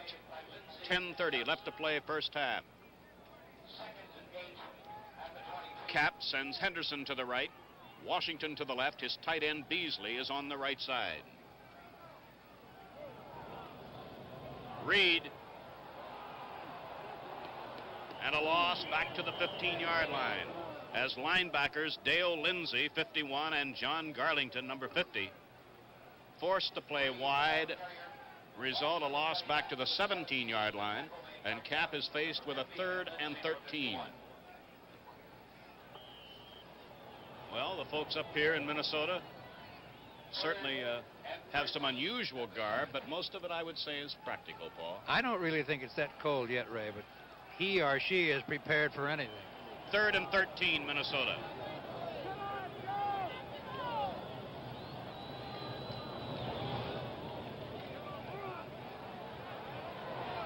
Washington. Defending was Barnes, incomplete. It'll be 4th down. The game started today with a temperature of 9 above zero and a wind of about 12 miles per hour. The game is a complete sellout, 47,900, watching the Vikings in their first NFL championship game ever. The Browns have won 4 NFL titles. They have played in 10 championship games, this being the 11th. Kelly and Jones, number 26, that's, I beg your pardon, Reese Morrison is the other deep man. The punter is Bob Lee. He's inside the Viking 5.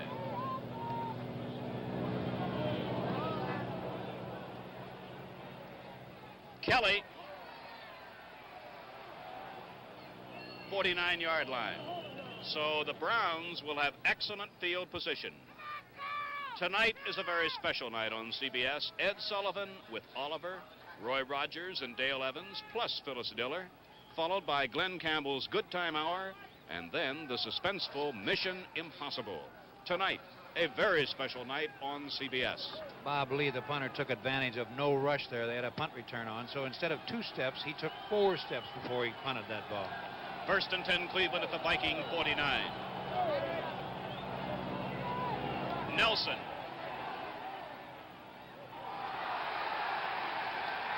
Intercepted at the 34-yard line, and a penalty marker down. Wally Hilgenberg intercepted. The intended receiver was Bo Scott.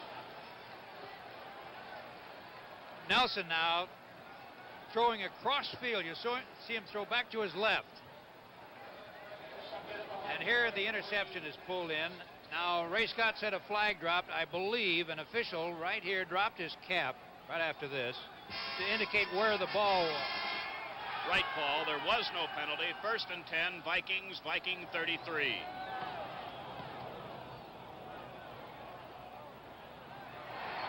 John Henderson defending Erich Barnes. It's close to a 1st down.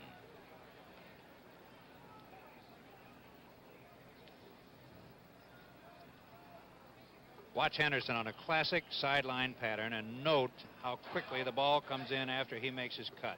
This is the secret of all this passing right there before the defensive man can recover. With timing like that, it's pretty difficult to defend against. There will be a measurement here for the down as wide receiver John Henderson grabs off the Joe Cap pass.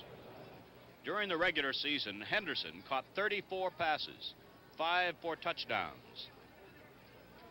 Collins is the leading receiver in this game today based on regular season statistics, receiving 54, 11 for touchdowns. Warfield caught 10 touchdown passes.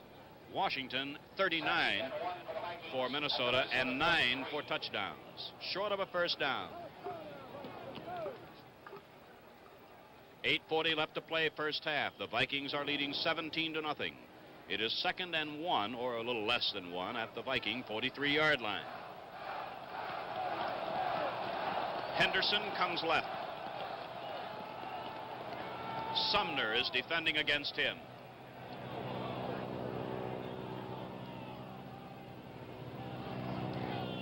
Osborne. Midfield. He's inside the 45-yard line for a first down, and Kellerman and Howell of the secondary had to stop him.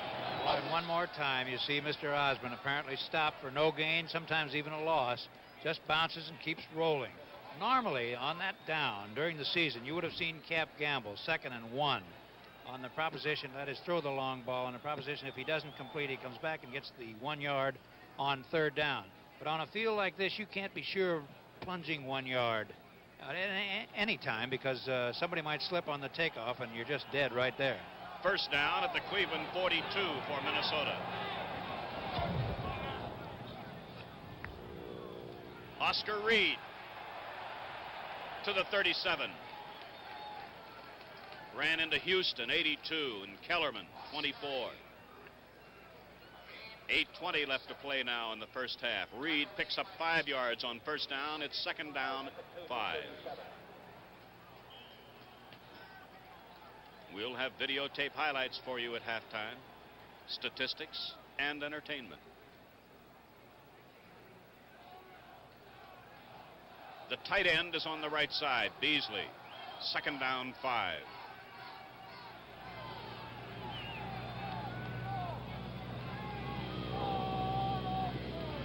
Reed inside the 35, but short of a first down. Walter Johnson, the first to make contact. 3rd and short yardage at the 34-yard line, about 2 yards away from a first down. Now the situation is a little different. He is far enough in enemy territory that if he wishes, he can gamble on this down. And Cap so often likes to fake that dive play and hit the long pass, attempt it at least. Now the Vikings have 2 tight ends in as Kent Kramer comes in and wide receiver John Henderson goes out. 3rd and 2. Osborne. He has a first down at the 30-yard line. Kellerman made the tackle. And Kent Kramer immediately leaves, and wide receiver John Henderson comes back. Number 41, and so far the running star of the game, Dave Osborne.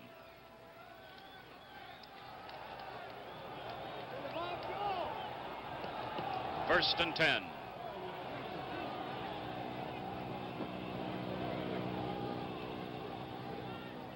Oscar Reed, and very little there in the middle this time.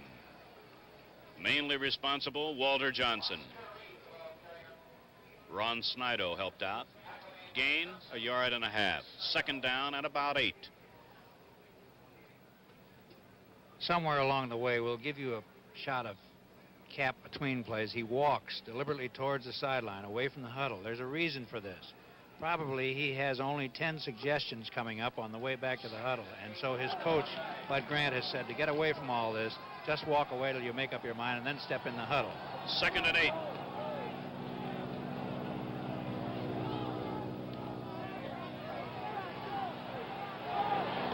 Henderson. Hit very hard by Barnes. Close to a first down. It is a first down. There goes Cap for his lonely sojourn over there. He takes a look at everything, walks away, does a little thinking, then comes back in the huddle when he's made up his mind what play he wants to use.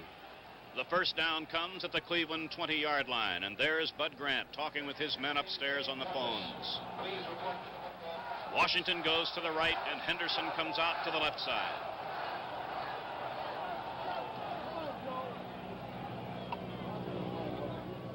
Osborne. Touchdown.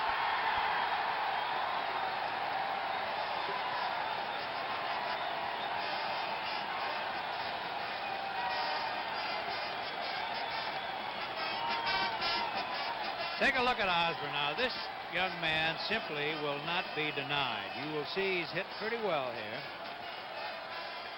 He tried to come in high on him, and you just can't do it that way. Slipped off. He kept going, cut back behind the one blocker he had ahead of him into the end zone, as you see. Osborne has carried 8 times for 60 yards. Fred Cox puts another point on the board, and now the Vikings lead 24-0 and will be back with Minnesota's kick. Timeout is called on the field with the score. The Minnesota Vikings 24, the Cleveland Browns nothing. Dolly, I'm sure glad you invited us over tonight. Second the motion, Andy. Nothing like a blazing fire and a cup of Irish coffee to warm the cockles of the heart on a cold winter's night. Well, if you think you're cold on a night like this, think about your poor car. Hey, do you suppose I should be taking as a cup of Irish brew?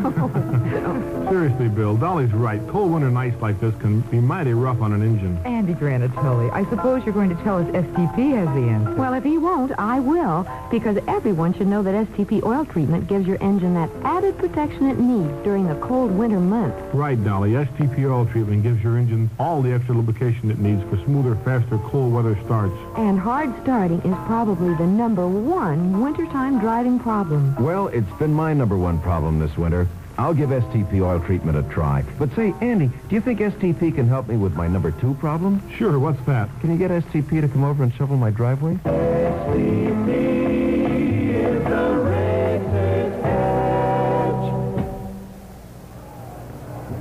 Ray Geraci and Bob Reynolds from Bloomington, Minnesota. A happy Bloomington as far as some 47 or 48,000 partisan fans are concerned, as the Minnesota Vikings, with 4:46 remaining in the first half, have moved ahead of Cleveland 24-0. That drive, 67 yards in 8 plays, with Dave Osborne carrying the final 20 to put the Vikings in a 24-0 lead. There's the kickoff by Cox. It hits, rolls, picked up by Bo Scott. He fumbles it, picks it up again at the 7, back up to the 15, and downed as he gets back to the 19-yard line. Oscar Reed, the first to meet him and greet him right at the 19-yard line. It's 1st and 10 for Cleveland. And as the score of 24-0 would indicate here at Bloomington, the Minnesota Vikings here this afternoon have simply played perfect football. They have made no mistakes. They have taken advantage of the fumble, the opportunities presented to them. Cap has directed his club ably, and the score is indicative of the edge that the Minnesota Vikings have had so far here against the Cleveland Browns. Nelson brings his team up to the line of scrimmage, which is the 19-yard line of the Cleveland Browns, operating this time out of the slot formation on the left side. The handoff, however, coming straight up the middle for Cleveland, and picking up 3 yards. It's Bo Scott, the fullback, and Scott is downed as he gets to the 24-yard line. It's Carl Eller making the stop along with the left side linebacker, Roy Winston. So it's a pickup of 4 on the play, makes it 2nd down and 6 yards to go for Cleveland. They trail 24-0, 3 minutes and 48 seconds left to go in the first half. Wide to the right side is Gary Collins. Split left is Paul Warfield. The backs are split behind Bill Nelson. Nelson turns, hands off to Leroy Kelly. He's got an opening at the 25, the 30, the 35, the 40, across the 40, and finally he is run out of bounds at the 45-yard line by Paul Krause, the free safety of the Minnesota Vikings, and that will be a Cleveland first down and perhaps their best offensive effort of this football game. A 22-yard run by Leroy Kelly. Ball is placed down at the hash marks 20 yards from the near side of the field, and Cleveland will have sideline to their right and open field to their left. They're moving left to right as we look at the action. Collins is split wide to the right side. Back to pass goes Nelson. Sets, fires the pass to Collins. He's got it at the 47 to the 45 and spilled at the Minnesota 43-yard line. That was a quick look-in pass to the wide receiver on the right side, Gary Collins. The pass play covering 12 yards and another Cleveland first down. Clock moving, 3:10 left to go in the first half. Cleveland trailing by 24 points. It's 24-0. Cleveland now at the 43-yard line of the Minnesota Vikings, the Purple People Eaters. And they have been absolutely tremendous this afternoon. Wide to the right side is Gary Collins. Split left is Paul Warfield. The overshifted defense as back to pass goes Nelson. Fires the pass. The pass is caught by Bo Scott, and Scott is down at the 45-yard line. A loss on that play as Roy Winston alertly diagnosing the play. It was a safety valve or swing pass to the right side. It may have been, Bob, a screen pass, but the screen apparently broke down. I think exactly that's what he was trying to set up. But Marshall and Cox and Page, rather, were in there, and they blocked his view a little bit, and he just, at the last moment, got it out there for the reception. Incidentally, Dixon and Marshall and Cox are all former Cleveland Brown players, and they are playing against their own teammates here today. And these two coaches, Bud Grant and Blanton Collier, are dear and old friends. There's the 2-minute warning. So we've got 2 minutes left here in this first half, which has been dominated by the Minnesota Vikings, who started and went the first time they got the football, 70 yards in 8 plays, with Cap himself on a broken play, trying to hand it off. He bumped into his back and just took it himself and bulled his way 7 yards for the touchdown. And when Cox converted and the Vikings went out in front 7-0, it sort of set the pattern here for the first half of play. The touchdown was set up by a beautiful 34-yard pass play to Gene Washington at the Brown 24-yard line. Washington made a great catch on it. And then they scored again, the Vikings did, going 76 yards in 3 plays. The big one, a 75-yard bomb to Washington for the touchdown. The defender for Cleveland fell on the play, Erich Barnes, and Washington was all alone, and all he had to do was take it over his shoulder and run it in for the score. And I imagine, Ray, that if he had dropped that one, he'd have kept running right out of the stadium. He was all alone on it. And the Cox converted, and the Vikings went out in front in that first period 14-0, and they have been in control ever since with 2 minutes left to play. Yes, they have, Bob, and we might mention while we have a few moments here that 15 players from the American and National Football Leagues will tour U.S. military bases, hospitals, and outposts in the Far East, including the war zone of South Vietnam in late January and February. That announcement made by the Commissioner of Pro Football, Pete Rozelle.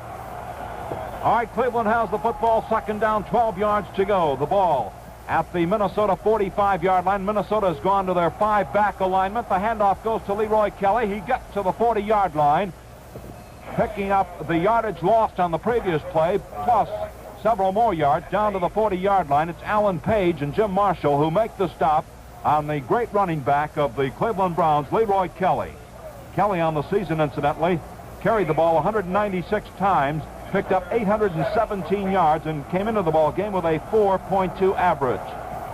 It's third down and 7 yards to go for the Cleveland Browns as Nelson goes back to pass, sets, fires the pass, a great catch by Gary Collins at the 30, and he gets to the 25-yard line as he was covered by 2 defenders, Carl Kosoki and Ursel McBee, on double coverage, pinpoint passing that time by Bill Nelson. He made the catch. It's 1st and 10 at the 24-yard line. Cleveland without a huddle as Nelson goes back to pass, looks, fires the sideline pass way over the head, and that pass was thrown out of bounds to stop the clock with 1 minute and 2 seconds left to go in the first half. Paul Warfield was the perhaps intended receiver. However, Nelson, trying to stop the clock with that pass, threw it out of bounds at the 15-yard line. So that will give the Cleveland Browns a few moments here to regroup as they have made their deepest penetration of the afternoon. They're now perched at the Minnesota 24-yard line. trailing 24-0 with just a minute and 2 seconds unofficially left to go in the first half. A game that has been dominated both offensively and defensively by the Western Conference champion, the Minnesota Vikings, thus far. 4-3 defense for the Vikings as Collins is split wide to the right side. Nelson on the screen pass to Bo Scott at the 30, the 25, still going at the 20, still going at the 18-yard line, and finally down on the far side of the field by Gary Larson. As Bo Scott showed tremendous balance that time. Bobby was hit once at the 21-yard line, went down almost to a 3-point stance, kept his balance, and picked up more yardage to the 17. He's an outstanding rookie. There's no question about it. And I thought it was a fine call, too, on the part of Bill Nelson to avoid that rush of Eller and Larson and Page who came in there. He called the screen to Scott, and Scott moved it down to about the 13. They still had 3 timeouts remaining here with only 49 seconds to go in the first half, the Browns, and they took one right here. So when play is resumed, they will have it 3rd down and about 3 to go for the first down, which they are not at all interested in. With 49 seconds, they want to get on that board, trailing 24-0.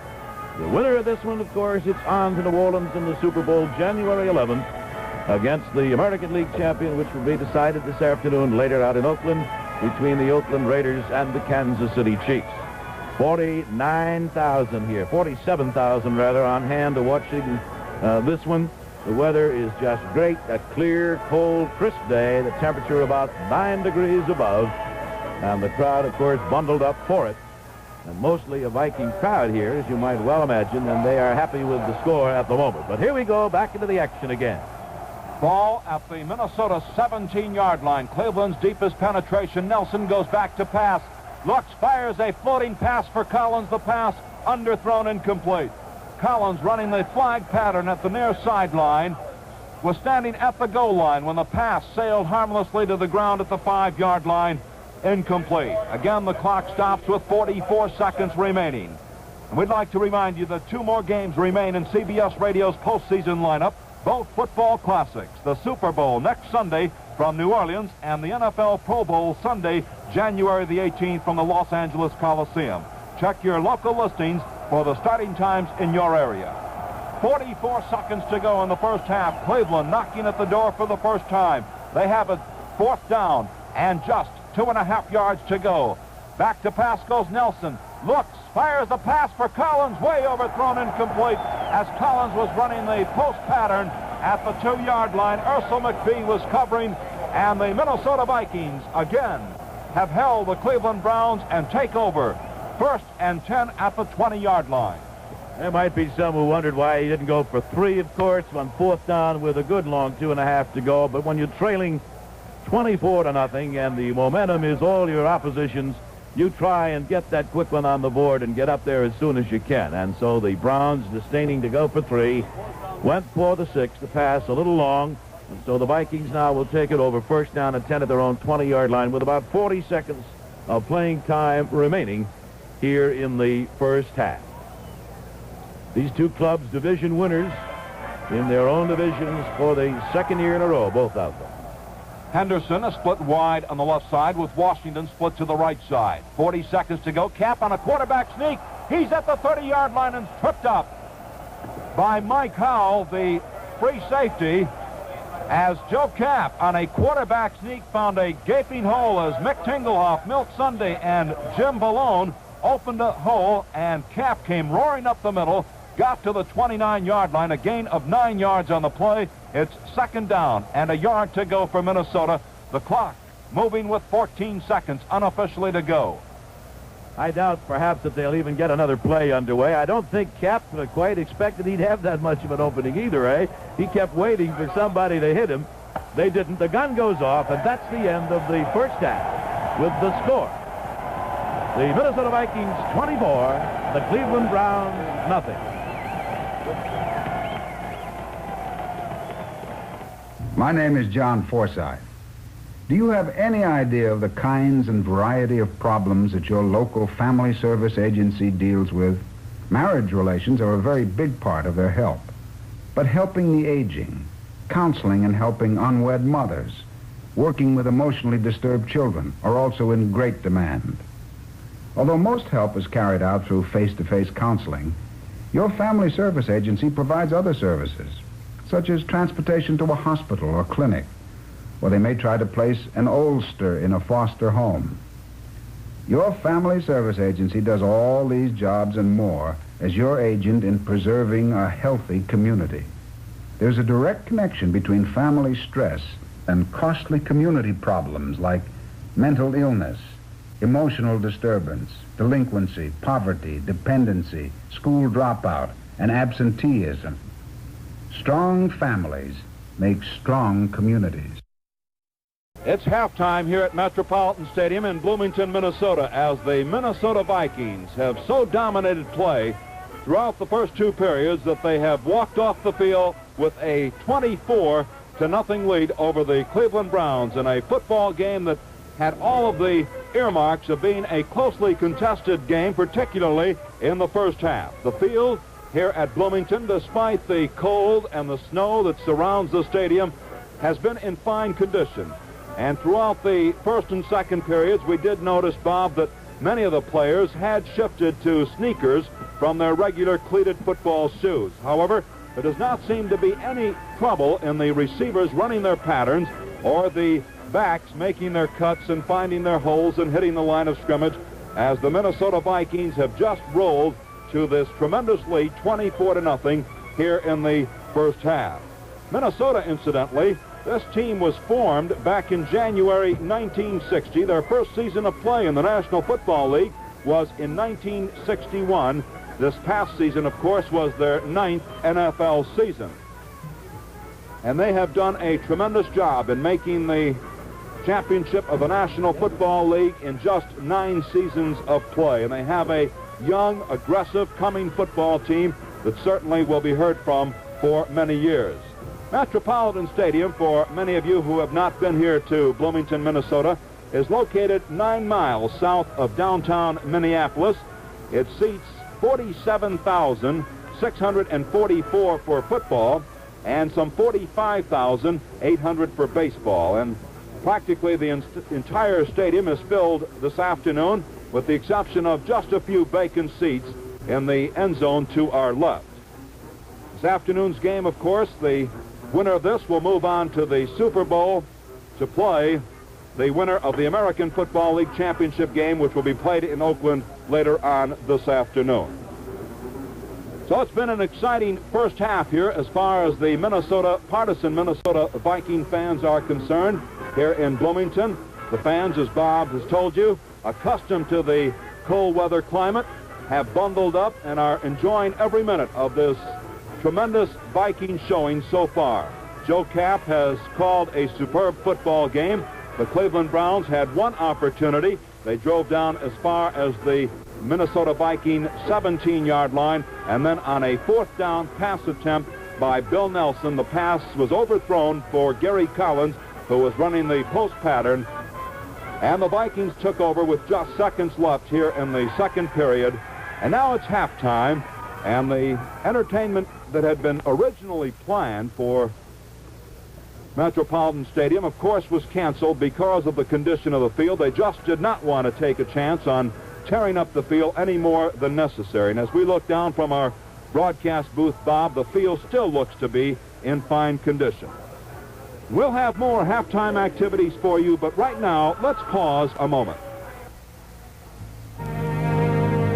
People who need people.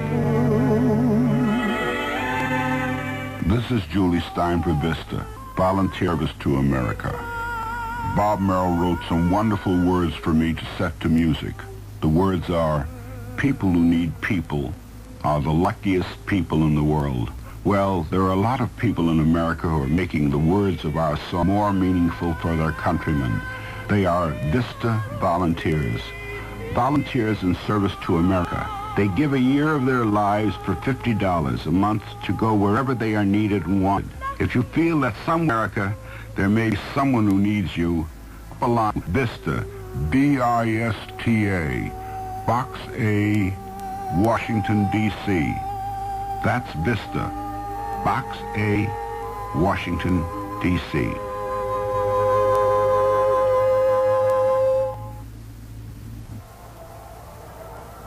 Ray Geraci along with Bob Reynolds, Carlton Stadium in Bloomington, Minnesota's 37th Annual National Football League Championship game.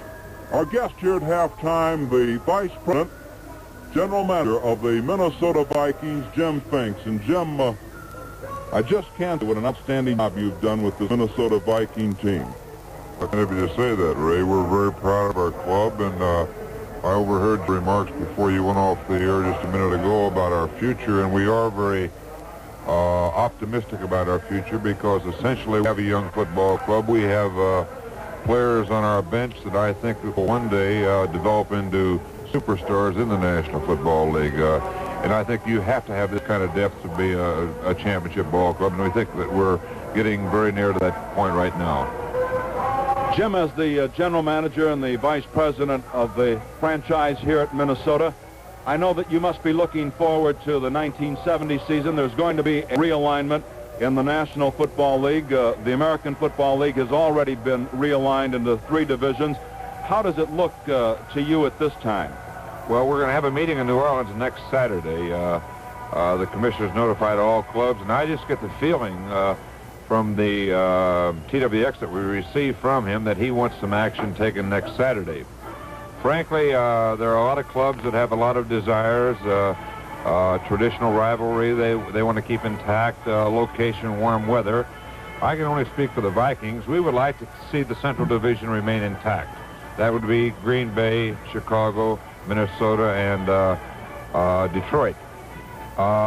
Failing that, we'd like to see the 4 teams plus a warm weather city, New Orleans or Dallas or Atlanta, to give us some consideration on the weather. But it's going to be a tough meeting, and how it's going to be resolved, frankly, I don't know at this time, Ray. I can just say that how we feel about it, but I think in the final analysis, the realignment is going to be for the best interest of all clubs concerned. Jim, you must be very proud, of course, of your crew here at Bloomington for the excellent job they did in preparing this stadium, not only for the play on the field, but certainly for the comfort of the fans here who have assembled. You have a complete sellout of some 47,900, I believe, tickets sold, and practically everyone showed up here this afternoon, and I believe the way the Vikings are playing, they'll all remain until the final gun. But there has been an awful lot of talk in recent years, particularly since the 1967 Dallas-Green Bay game, which was played in 13-degree below weather, and this one here, it's 9 above, about moving the championship game to a warm weather city. What is your feeling? Well, I can only speak for our fans, and 47,900 bought tickets for this game at $12 a copy, Ray, and I think that'll give you some indication as to how our fans feel about attending games in December and January. The Minnesota Vikings feel very strongly that regardless of the location, the championship game in the respective leagues should be played in the home cities. We think this is an obligation to the fans. Now, if it ever turns around where fans feel that it's too cold and refuse to come to the ball games, then I think a neutral site would make some sense. But as long as you can get these kind of people coming out in support of your club, and it's not too often clubs get into a championship position. And let's take Green Bay in '67, where you saw, even though it was the worst possible conditions, they had a complete sellout, and the Green Bay fans thoroughly enjoyed it. And I think the majority of the people in the National Football League feel the same way as we do. And interestingly enough, I think, Jim, that the manufacturers of cold weather clothing are taking this into consideration, because the clothing is getting better and better every year. You'd be surprised at the letters, the phone calls that I received, primarily on equipment for the team, equipment for the field, things of this nature from people all over the country. And you might note some of the shoes that are being worn out here today, Ray. All shoe manufacturers try to get in the act and anticipating a frozen field, and you'll see all different types of shoes out here today. And as you pointed out, why this is a great thing for the clothing industry. Well, Jim, it's halftime here at Metropolitan Stadium. It's a 24-0 game in favor of your Minnesota Vikings. Certainly, it would be premature to say anything about the final outcome of this game, but we can congratulate you on putting it all together for the Minnesota Vikings, the fine year you had, bringing Bud Grant to Minnesota, Joe Kapp to Minnesota, and I think that Minnesota is going to be heard from for a long time. Well, thank you very much, Ray, and I'm sure that we're going to have a club that all of our fans are going to be proud of for many years to come. We've been talking to Jim Finks, the Vice President and General Manager of the Minnesota Vikings. Bob? Okay, Ray, thank you very much. As Ray told you, because of the condition of the field, we have not had the appearance of the bands down there, though the music is playing. We'll briefly recap the scoring for you in case you joined us late. In the first period, the Vikings went out in front 7-0 when the first time they got the football, moving 70 yards in 8 plays, and Cap going himself for the score from 7 yards out. Cox converted, and the Vikings were ahead to stay in that first half. They scored again with 7:53 remaining on a 75-yard pass play to Gene Washington, which was a beauty in that he was all by himself. The defender fell on the play about 10 or 15 yards upfield from him, and Washington just gathered in the pass and stepped in for the touchdown, covering 75 yards. And when Cox converted, the Vikings had the 14-0 lead in that first period. Meanwhile, the Cleveland Browns were unable to get anything going at all. They picked up only 11 yards on the ground in the first period, and Nelson hit on 1 out of 4 for only 13 yards. While in contrast, the Vikings were able to move 55 yards on the ground, and Cap completed 3 out of 6 in that first period.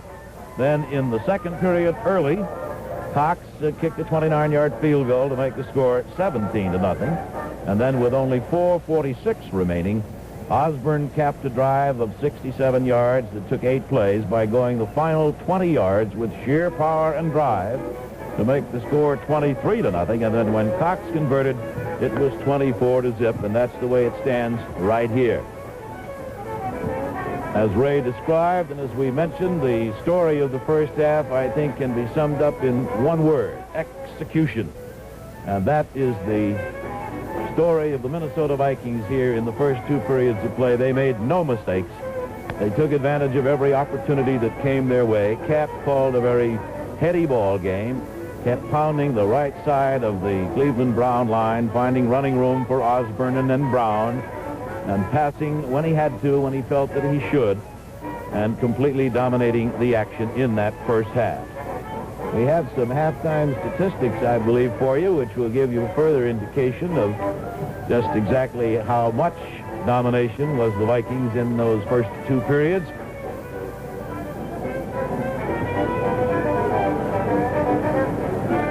Down on the field, it's completely free of any activity whatsoever now. The Cleveland Browns are coming back onto the field. We will have the second half action soon. Minnesota had 11 first downs in that first half. 5 for the Cleveland Browns. Cap was 5 out of 10 in passing for 137 yards and the touchdown to Gene Washington. Nelson, on the other hand, could complete but 5 of 15 for 47 yards. And as far as the ground was concerned, the Vikings had 24 carries for 117 yards,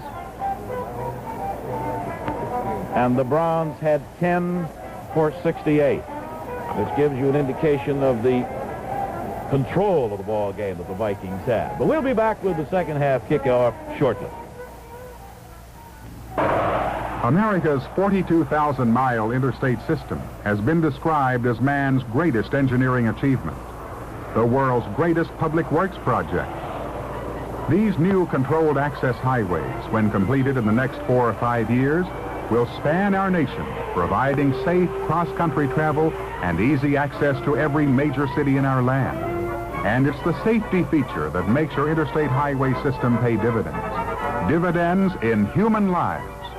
A recent government study shows that for every 5 miles of new interstate highway open to public use, 1 life is saved every year. That's 1 life saved per year for every 5 miles of new highway. Highways do bring better living, safe living.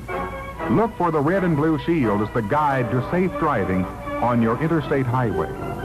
A public service message from your American road builders.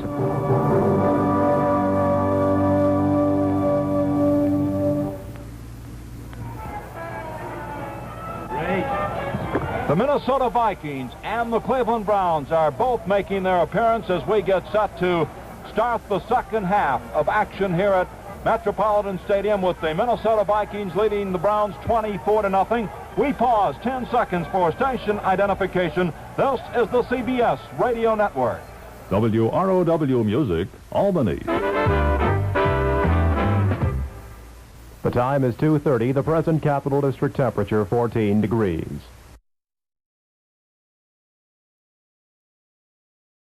As Bob has mentioned to you, the halftime statistics all favor the Minnesota Vikings. Total offensive yardage 254 to 115 for Cleveland. In rushing yardage, it's 117 for Minnesota, 68 for Cleveland. Passing yardage, 137 for Minnesota, 47 for Cleveland. Both teams are on the field. Cleveland will receive the second half kickoff. Minnesota will kick off. And here to call all the action for this second half, my pleasure once again to bring in from WJR in Detroit, the veteran sportscaster of the Detroit Lions, Bob Reynolds. Thank you very much, Ray Geraci. In a great first half, you left me with a 24-0 deficit. The Minnesota Vikings out in front here. And the Vikings, Fred Cox sets it up on the 40 to get this thing underway in the second half. Bo Scott along with Reese Morrison deep for the Cleveland Browns, standing around the 5-yard line. The crowd filing back onto the seats again and ready to go as Fred Cox looks over at the official, waits for the signal, gets it, and comes forward, and the third quarter underway. Good long end-over-end boot. Grabbed by Bo Scott at the 5. To his right, picking up his blockers to the 15, to the 20. Hit and driven down and around the 21-yard line by Oscar Reed. And so the Cleveland Browns will put it in play. First down and 10 at their own 20-yard line. In that backfield for the Browns, Bill Nelson at quarterback. Kelly and Scott will be the running backs. The wide receivers, Paul Warfield and Gary Collins. Milkborn will be the tight end. All set to go. Warfield is wide to the left. Gary Collins wide to the right. Kelly and Scott the setbacks. Nelson giving it to Kelly. Kelly getting a little opening over his left tackle. Gets up to about the 25-yard line with it and is dropped there. Big Carl Eller on top of him, along with Paul Krause, who came up from the secondary to make the stop. They put the ball at the 25, a gain of 5, second down, and 5 to go. Cleveland in possession at their own 25-yard line. The opening moments of this, the third quarter, from Metropolitan Stadium in Bloomington, Minnesota, the 1969 National Football League Championship game. Once again, Collins comes wide to the right, Warfield to the left. Here's Nelson dropping straight back in the pocket. A little screen out here to Bo Scott at the 20, up to the 30, into the inside to the 40. To the 45, up to midfield to the outside, and he's caught from behind and dropped inside the Minnesota 40. They'll mark it about the 40-yard line. And making the tackle on him there was Carl Koselke. A good block that time by Paul Warfield. 35 yards on the screen to Bo Scott. And the Browns now at the 40-yard line of the Minnesota Vikings, first down and 10. And that's the type of play that Cleveland is so famous for. Of course, they've got to hit on the quick pass because Nelson just has not had enough time with this big rush by Minnesota. The ball is at the 41 of the Vikings. First down and 10 for the Browns as Nelson calls the signals. Gives the ball off to Kelly. Kelly trying to find a hole, does not find any. Gets a couple of yards about to the 39-yard line and is pulled down there. It's Carl Eller again who's in on the tackle to close the hole at the 39. Gain of 2, second down and 8 to go. The Minnesota Vikings leading here 24-0. 14-0 at the end of the first period, 24-0 at halftime. So it is second down and 8 to go. Cleveland's ball at the Minnesota 39-yard line. Along that line, Clark and Shaftrath, DeMary and Hickerson. Hoagland is the center. Warfield to the left. The ball is handed off at a quick open to Kelly. And Kelly gets some running room all the way down to the 32-yard line before Roy Winston makes the stop on him there. And they'll mark the ball, we'll call it the 31-yard line. And that will be very close. It'll leave second down and a short yard to go for the first down. And Warfield goes out of there. And in to take his place is Chuck Chipglass, number 83, who comes in there on blocking situations with a short yardage to go, and it's third down, and they have less than a yard to go. Everybody in tight.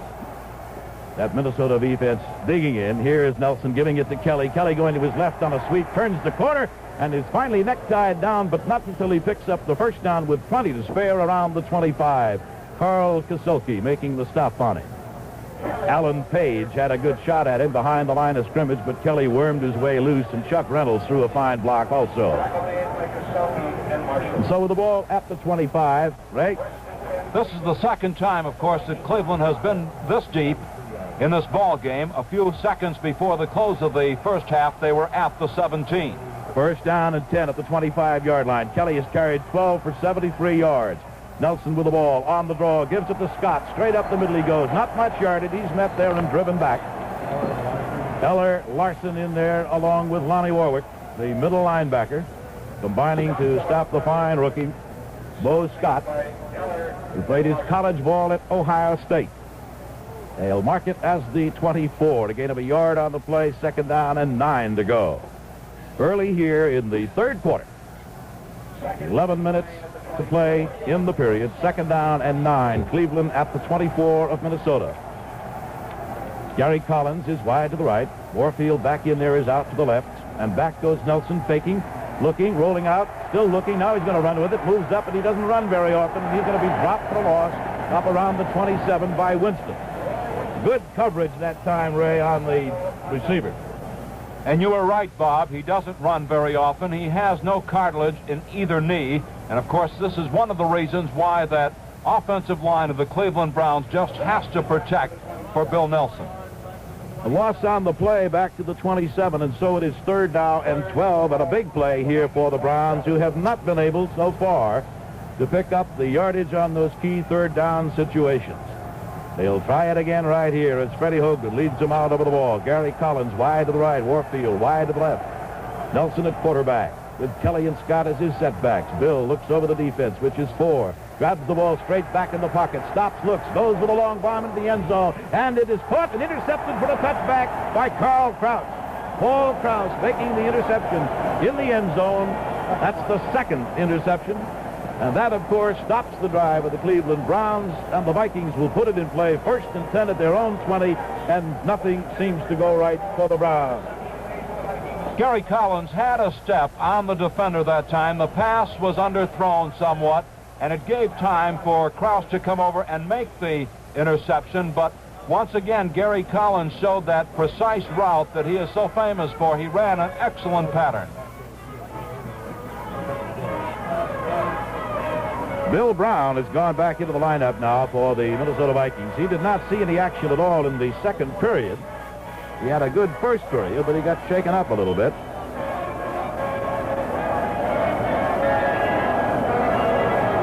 Speaking of fine backs, the Cleveland Browns' Bo Scott and Joe Kapp of the Vikings, of course, both of them are ex-Canadian League stars. And the Kapp came here with Bud Grant. So as we get set to play again, it is 24-0. 10 minutes and 16 seconds of playing time remaining in the third period. The Vikings have the football first and 10 at their own 20-yard line. After the Browns had penetrated to the 27, and on third and 12, the interception in the end zone by Paul Kraus, and the ball goes over to the Minnesota Vikings. The winner of this one, this 1969 championship game, go on to New Orleans next week for the big one in the Super Bowl, which will be broadcast for you by CBS. And this crowd of 47,900 imploring their club to go and get some more if they can. The Cleveland Browns defense digging in. Ron Snyder, Jim Kinnicky, Walt Johnson, and Jack Gregory along the line. Henderson is right, and Washington is left now as Cap calls the signals. Gives the ball off to Osborne. Osborne finding some room off of his right tackle, twists and turns up over the 30, and is finally brought down around the 34-yard line by Walt Johnson. A gain on the play of 14 yards and a first down, and what a day he's having, Ray. Osborne, the power runner that he is. 6 foot, 205 pounds, 5-year veteran at North Dakota. First down and 10. Minnesota at the 34. Henderson comes out as the flanker wide to the left. On the short side, Gene Washington. The set is to the right on the strong side, and Cap grabs the ball, hands it off to Brown this time, and Brown gets it up for about a yard to the 35. The hole closing quickly there, and making the stop on him was Dale Lindsey, the middle linebacker, number 51, 5-year veteran from Western Kentucky. Ray, it'll be a great ball game next week when the champion of the American Football League gets together with the winner of this one. Should be a wind-up of a tremendous season. Yes, it will, Bob, and that is the big one. We're just noting that the Cleveland Browns have gotten to the quarterback 37 times, but they have not been able to get to Joe Kapp yet this afternoon. Joe has them ready now. Two wide receivers. Fakes, drops back a little bit, rolls out to the right, looking, going long and deep. And it is too long and too deep for the intended receiver, John Henderson. Covering on the play was Erich Barnes, who stayed with him all the way. And as we mentioned in the first half, Kapp is prone to go long all the time. Very seldom does he go to his short receivers. Interesting story about Joe Kapp, Bob. You know, he was a 13th round draft choice of the Washington Redskins back in '59. He chose to sign up in Canada with Calgary, and he was purchased eventually from Vancouver by Jim Finks, who we interviewed at halftime, and brought here to Minnesota just after Bud Grant arrived, and it's been a splendid combination. Bud Grant also coming from Canada. All right, back into the action. 3rd down and 9 now for the Vikings at their own 35-yard line. And Kapp has Henderson and Washington wide, goes back, looks to throw, fires it down here, and it's caught by Beasley, his tight end. Beasley is over the 45, and he will get the first down. And it is Houston and Lindsey who finally make the stop on Beasley, who again is one of the favorite receivers for Kapp in tight situations. He goes to him very often in the clutch. Bob, you talk about pinpoint passing. That was it, because there was double coverage. Cleveland had fine coverage that time on the tight end Beasley, but nonetheless, the pass was right on the button, and he made a great catch. Kapp is 6 out of 12 now for 149 yards. He brings the Vikings out over the ball, sends Henderson wide to the left, Gene Washington to the right. His setbacks are split. Kapp takes the ball, hands it off this time to Osborne. Osborne off the tackle, gets a little running room, pulls away from a couple of guys, finally is dragged down inside of the Cleveland Brown territory at about the 48. And Houston is the man who finally makes the stop on him, along with Mike Howell and Ernie Kellerman at the 48.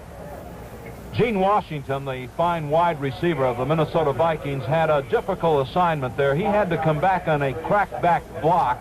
He wasn't quite able to execute it, but he got enough of the block in to help Osborne. 2nd down and 5 now. The ball is between the 48 and the 47. 2nd and 5 for the Vikings at the Cleveland 48-yard line. Once again, he has Washington wide to the left, Henderson to the right. Strong side in the back is to the left now as Kapp grabs the ball, keeps it himself, tries to get some running room, doesn't find any, and is pulled down with little to no yardage. Now, he tried to hand the ball off to Osborne, but he slipped, and so he had no place to go with it, and he kept it himself. And Lindsey and John Garlington make the stop on it. That was a broken play also. They notified us prior to the game that the only slippery portion of the field may be the 3 yards between the 50-yard line, and as you said, Bob, Osborne did slip just before the handoff, and Kapp had to keep the ball. So that makes it 3rd down now and 4 to go, and Kapp has that key 3rd down situation facing him as the Brown defense digs in. 3rd and 4 at the 47 of Cleveland. 24-0, the Vikings lead here with 6:32 to go in the 3rd period.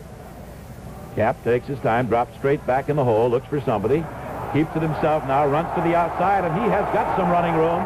Gets down inside the 35 and is finally dumped hard around the 33-yard line, and Jim Houston is the man who hit him, and Houston is the man who's slow getting up. Picks up 14 yards to the 34-yard line and a key 1st down, and believe me, Ray, Kapp is as strong as a bull. He runs like a tank, and he certainly has the physical qualifications. He's 6'3", 213, and he really hit Houston. They collided head-on. Houston is still down on the field at the 35-yard line. The Brown trainer and the team doctor have come on the field. He really hasn't moved a muscle since the collision over there, and Kapp came barreling down, Bob, with such force. And we've got a timeout called on the field with the score. The Minnesota Vikings 24 and the Cleveland Browns nothing. What a good time. What a good time. What a time for a Kent. Catching sunbeams or dodging raindrops, looking for rainbows high on a hilltop. And suddenly, suspended in space, the top of the world is our special place where we play. Hey, hey, what a good time. The good taste of Kent was meant for a day like today. Ever notice how people who smoke hundreds are the ones who really enjoy a good-tasting cigarette? If that's you, get with Kent Hundreds. Nobody does them long like Kent does. So come on. What a good time for a Kent.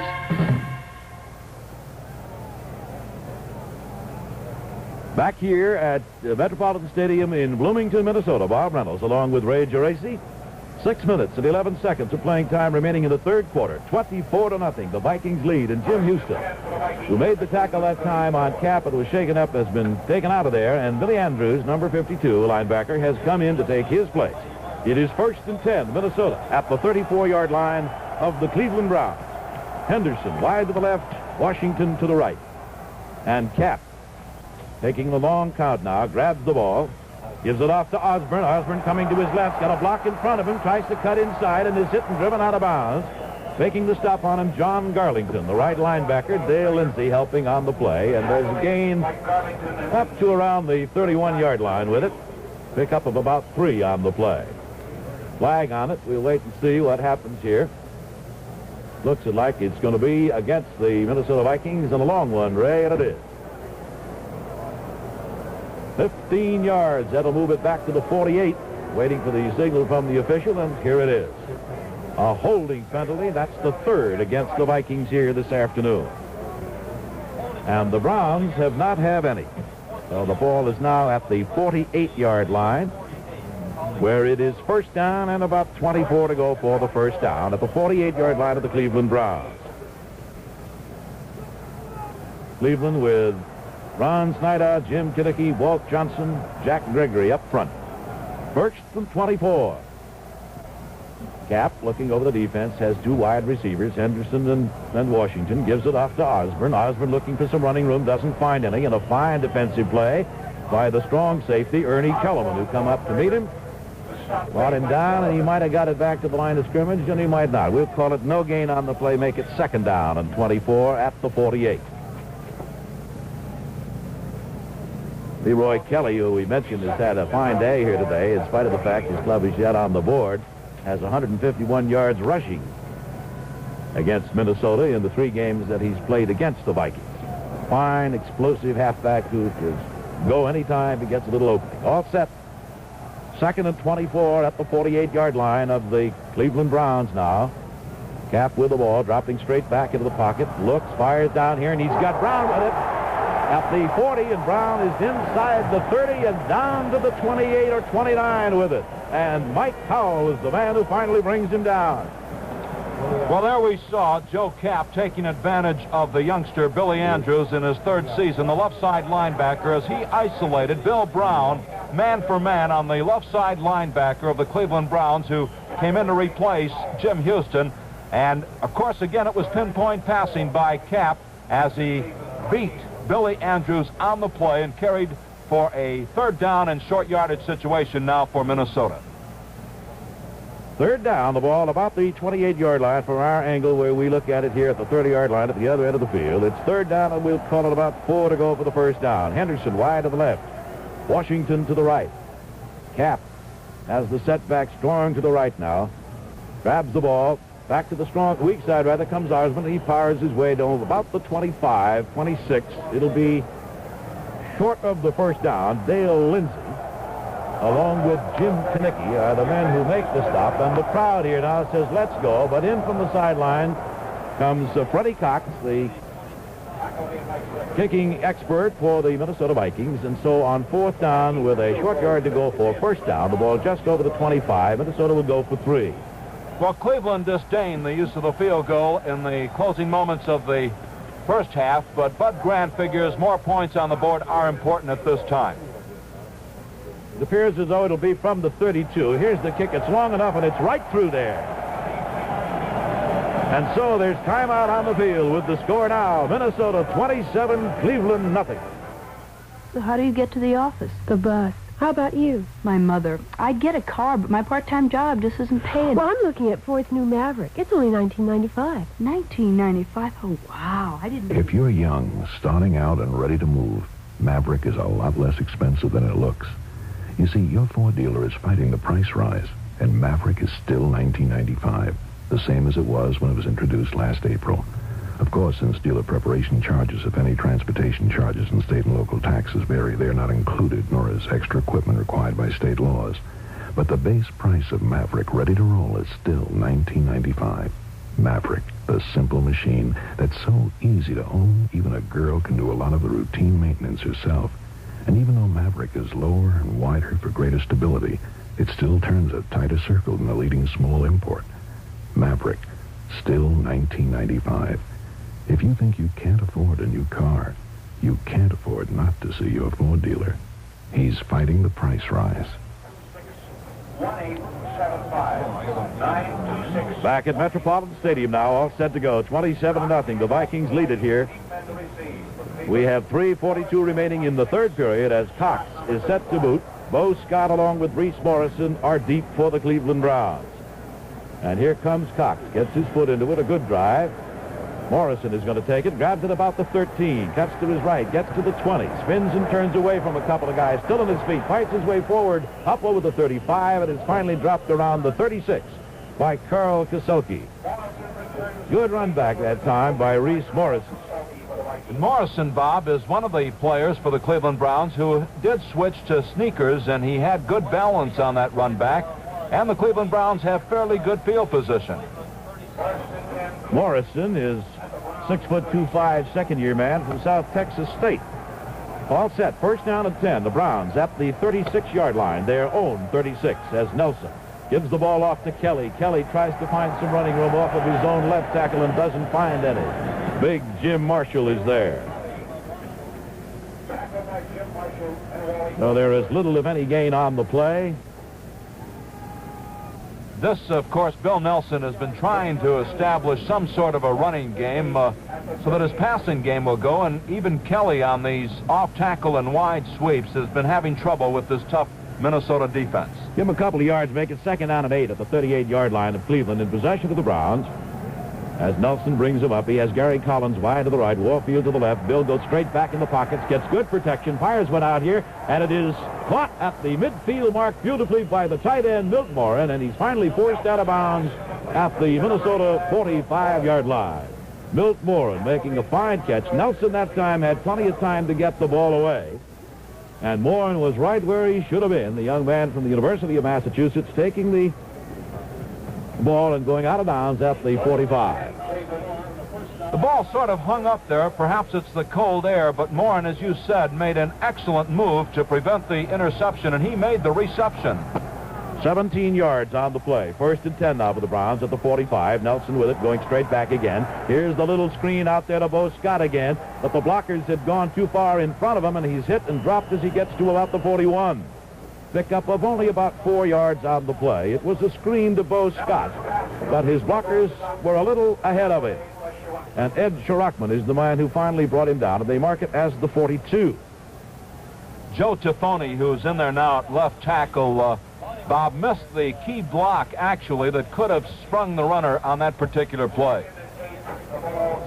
2nd down and about 7 at the 42 of Minnesota in possession of the Cleveland Browns. Collins is wide to the right, Warfield to the left, and back goes Nelson again, looking for somebody. Fires it down here, and it's caught beautifully at the 35-yard line by Warfield, and he's hit and dropped there. Paul Krause was the man, and Dale Hackbart, who is in there now for the Minnesota Vikings, number 49. Gain of 7 yards to the 35. Not quite 7, because that's what he had for the first down. So it's 3rd down and short yardage, about a foot or so to go for the first down at the 35-yard line. Ball resting right on the chalk line.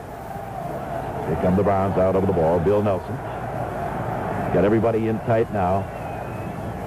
Grabs the ball, gives it off to Kelly. Kelly coming wide to his right, gets a good block, turns the corner, picks up the first down to around the 30-yard line. And it is Roy Winston, the first man to hit him. Gene Hickerson leading the way for him. The clock now becomes the big factor in favor of the Minnesota Vikings. We're inside the minute mark here in the third period. And Bob, on that last play, the slant-in pattern to Paul Warfield, this is the bread and butter play of the Cleveland Browns. And that's one of the few times this afternoon that Nelson and Warfield have been able to make it work. In comes Charlie West, number 40, into the backfield. Moves over here to the side, secondarily defensively for the Minnesota Vikings. It's first down at 10 for Cleveland. The ball just over the Minnesota 30. The ball handed off to Kelly. Kelly finding a bit of an opening over his left tackle. Gets down to about the 27 with it. And they pile him up there. Jim Hargrove. We're going to get timeout officially for the referee, who pats his head, which means that I'll take the time. Now he singles it back in. It's at the 27-yard line. And so it will be 2nd and 7 at the 27 of Minnesota.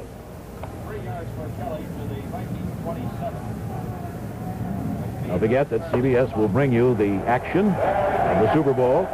That's the end of the third quarter now, and the score, Minnesota 27, Cleveland nothing.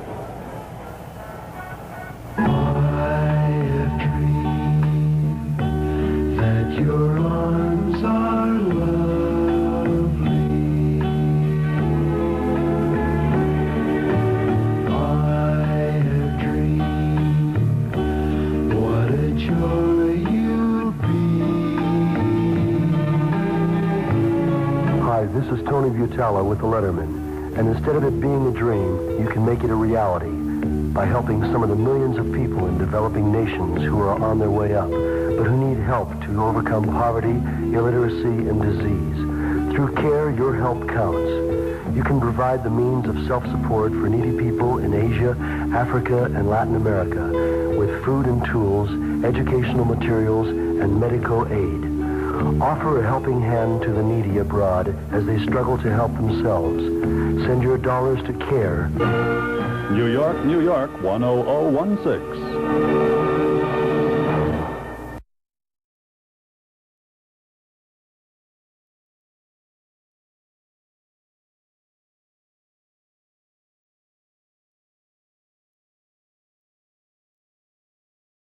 All set to go now. It is 2nd down and 7 to go for the first down. The ball is the Browns at the 27-yard line of Minnesota. First play of the fourth quarter. Nelson brings him up as Warfield wide, along with Gary Collins. Takes the ball, drops straight back in the pocket, looks, goes deep, throws it to Warfield, and Warfield makes a diving catch at the 10 and is dropped at the 8-yard line.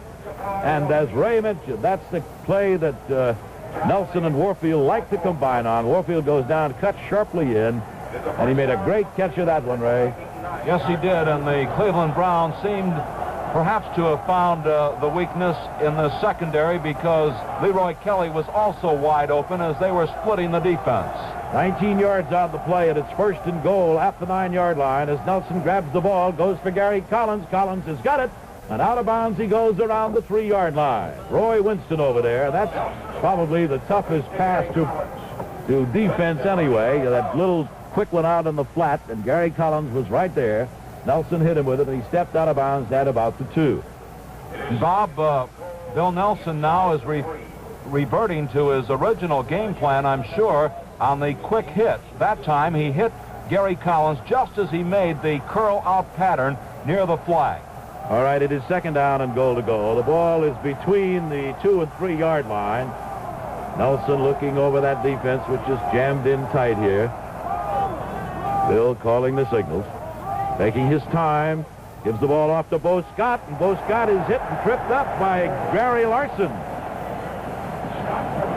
Number 77, Gary Larson in to drop him, and there's no gain on the play. The ball still at the 3-yard line. Might have lost a little bit at it. And it is 3rd down, goal to go, as that Viking defense digs in. Eller, Larson, Page, and Marshall, Winston, Warwick, and Hilgenberg. Chip Glass just came in there now for the Cleveland Browns, as he does on short yardage situations to do some blocking for Paul Warfield. Third down, goal to go. The ball about at the 3-yard line. Browns trying to get on the board. They trail 27-0. Back he goes, Nelson to throw. Fires it at the end zone. Touchdown complete to Gary Collins. And so the Cleveland Browns, at the 13:36 mark of the final period, are on the board, and they trail now 27-6. They went 64 yards in 10 plays as Nelson took them sharply in for the touchdown. And Nelson was hit pretty good just as he got rid of the ball by Alan Page, but nonetheless, the pass right on target, and Cleveland has finally managed to put 6 points on the board. Bob? All right, we'll get the try for extra point now. It'll be Don Cockcroft. And Jerry Rome, the reserve quarterback, will hold for him. The ball placed down. It's up in the air, and it is good. So there's timeout on the field with the score. Minnesota 27, Cleveland 7. Bob Reynolds along with Ray Geraci here at Bloomington, Minnesota. 27-7, the Minnesota Vikings lead as Don Cockcroft comes forward to boot the ball. West and Clint Jones are deep. And Jones grabs it up to 12, up to the 15, up to the 20, up to the 25. Over the 30 goes the young man who played his college ball at Michigan State. Dropped around the 32-yard line by Billy Andrews and Alvin Mitchell. Let's take 10 seconds here for station identification. This is the CBS Radio Network. WROW Music, Albany. The time is 1 minute past 3. The current Capital District temperature reading 13 degrees. Clint Jones brings it back 20 yards. The ball's at the 32. First down and 10. Minnesota at their own 32-yard line. 27-7 the score early here in the fourth period with Minnesota leading. Henderson wide to the left. Cap rolling out to the left. Stopped and looking. Now he's going to have to run with it, and he's hit hard by Walt Johnson. And brought down, picked up just about a yard. So it is second down and 9 now at the 33-yard line of the Minnesota Vikings. Joe Cap, finding his receivers covered, ran with the ball, got a yard to the 33. Second down and 9. Houston, Lindsey, and Garlington in their linebacking for the Cleveland Browns. Erich Barnes in there. Rookie Walt Sumner on the far side, along with Ernie Kellerman and Mike Howell. Second down and 9 at the 33. Two wide receivers, Washington to the left, Henderson to the right. Cap giving it off to Brown. Brown trying to find some running room, doesn't find any, and he picked up maybe a yard. That's all. And Walt Johnson again was in there. Big number 71, who's probably one of the finest defensive tackles in the league. 6'4", 275-pounder from California State in Los Angeles. No gain. Third and 9 at the 33.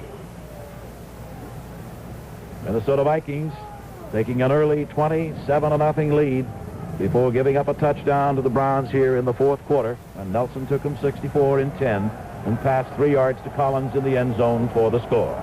Henderson wide to the left now on the short side, and Washington over here on the wide side. As Cap looks over the defense, grabs the ball, drops back in the pocket, now looks, still looks, and he's going to be dumped for a huge loss back inside about the 25-yard line. Jack Gregory is in there, number 81, along with Jim Kanicki. 69. That's the first time, Ray, that they have gotten to Joe Cap. Yes, and during the season, of course, this was one of the big plays for Cleveland. That was getting to the opposing quarterbacks, and Cleveland perhaps got their second win here in the fourth quarter. 11:27 remain. Bobby Lee is in there to kick on 4th down and 17 from the 25, an 8-yard loss on that last one. Reese Morrison is back, along with Kelly, and this is Lee's only third punt of the afternoon, and here's his boot. Good shot.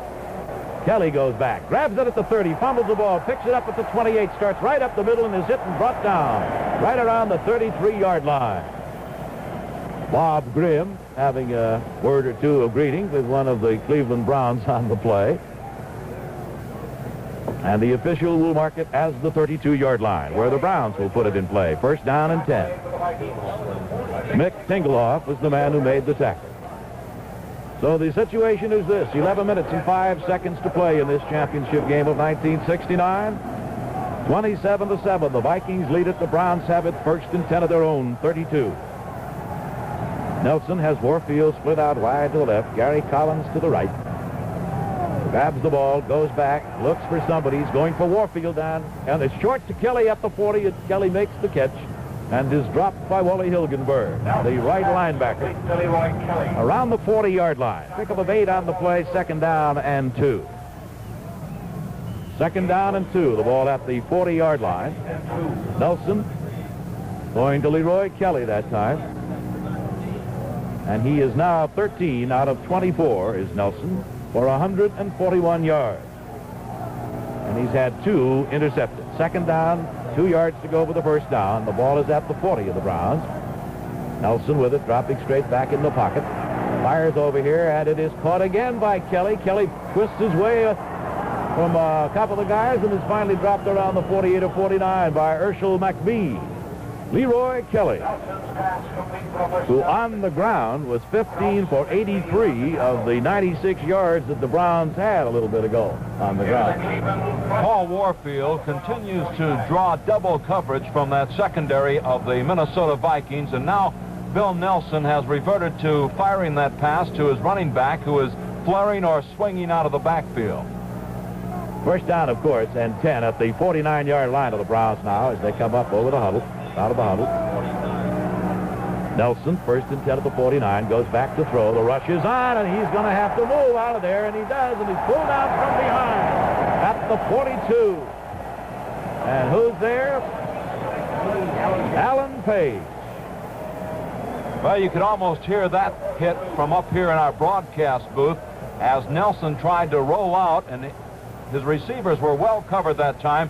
He tried to run with the football, and Alan Page got him from behind. And when he went down, Bob, on both of those knees without cartilages, you could feel the Cleveland bench reacting. Loss of 7 on the play, Ray, and it brings up a 2nd and 17 now for the Browns at the 42. As Nelson moves up underneath his center, Freddie Hoagland hands the ball off to Kelly, and Kelly gets some running room up the middle, up over the 45 to about the 47.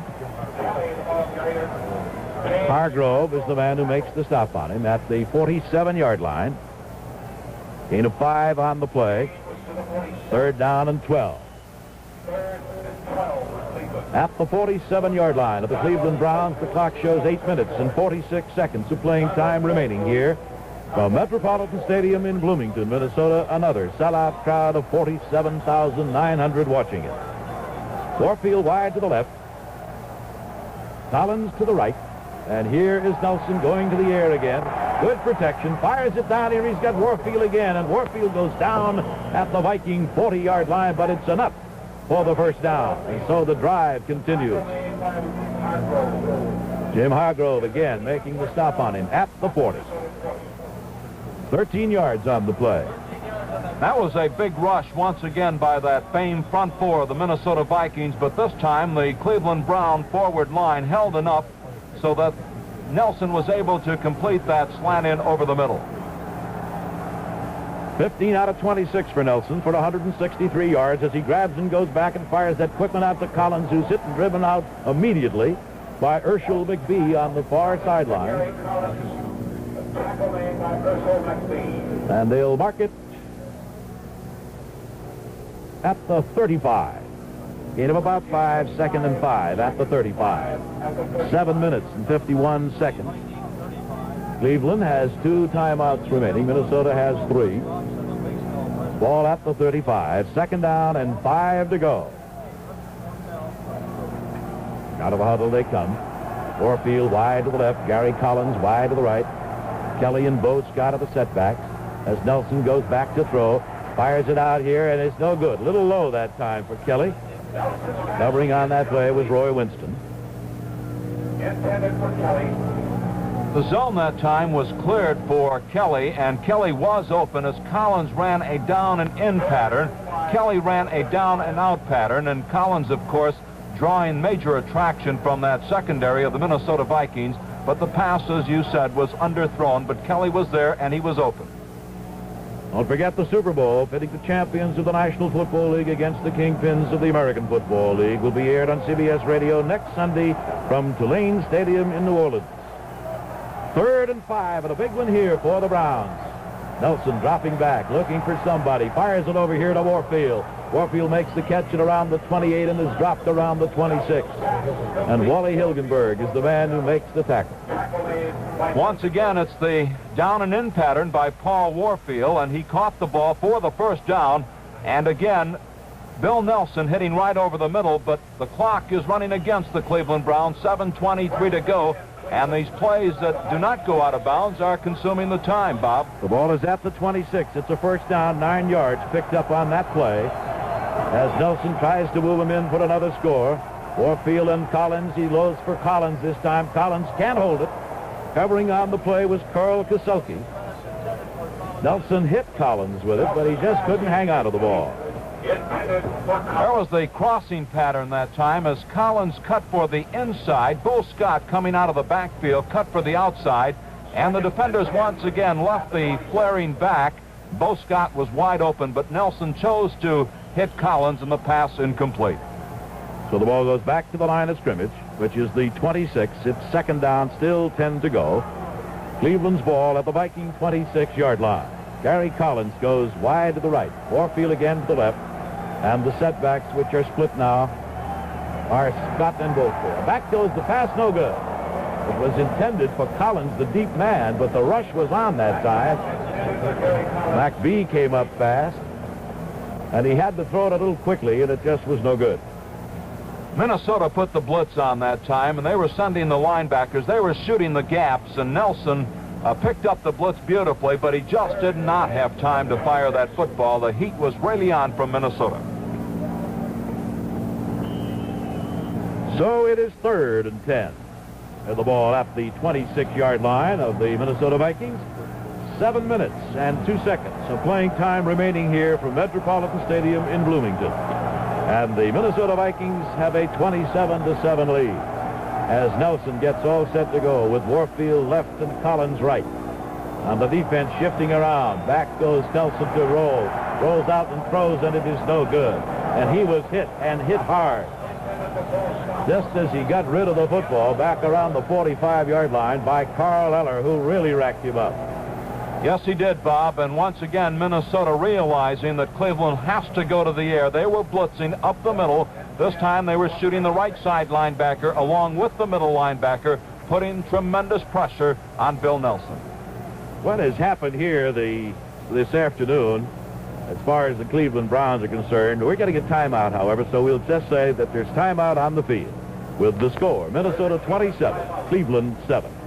You want to buy a car? Well, you better get the facts before you buy. Facts favor Ford. Right now, your Ford dealer's got a Torino 2-door hardtop that's not only a new design, it's also your Ford dealer's lowest priced hardtop. Torino's got more wheelbase and tread for extra road stability.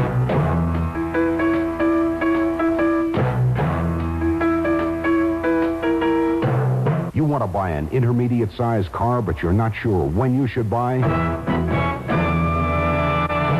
Facts favor Ford right now. The Torino 2-door hardtop gives you more passenger room and luggage space. A two-way suspension system. A new ventilation system. And it's your Ford dealer's lowest priced hardtop. Facts favor Ford.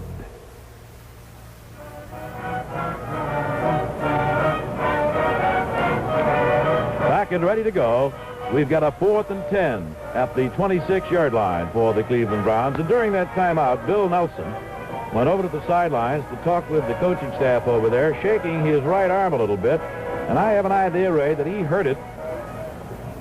Not only that time, but I think earlier in the ball game, too, because we noticed him favoring it just a little bit. So here's a big play for him right now.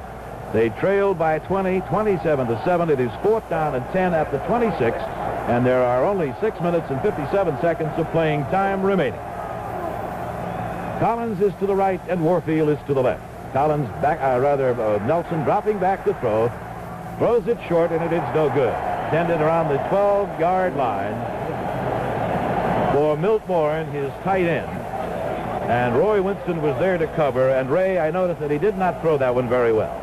No, he didn't, and he went really to the tight end because he figured that that would be straight man-for-man coverage with the strong side safety, which it was, but the pass was just not on target. Morin made a diving effort, but could not come up with the reception.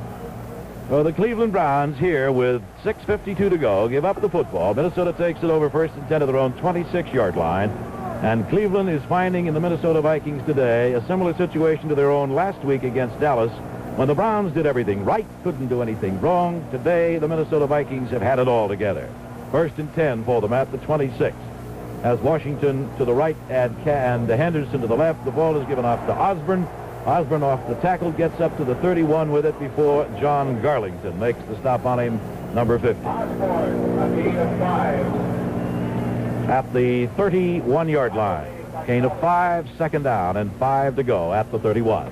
Cap isn't going to put that ball in the air in this situation unless he absolutely has to maintain ball control, because the clock is moving now against Cleveland with 6:24 left to play and a comfortable 20-point lead by Minnesota. Osborne has carried 12 times for 88 yards. He's had a great day. Second and 5 at the 31 for Minnesota as Cap grabs the ball. Gives it off to Brown this time, and Brown gets some running room over right tackle, up over the 35 to about the 37. That should be enough for a first down.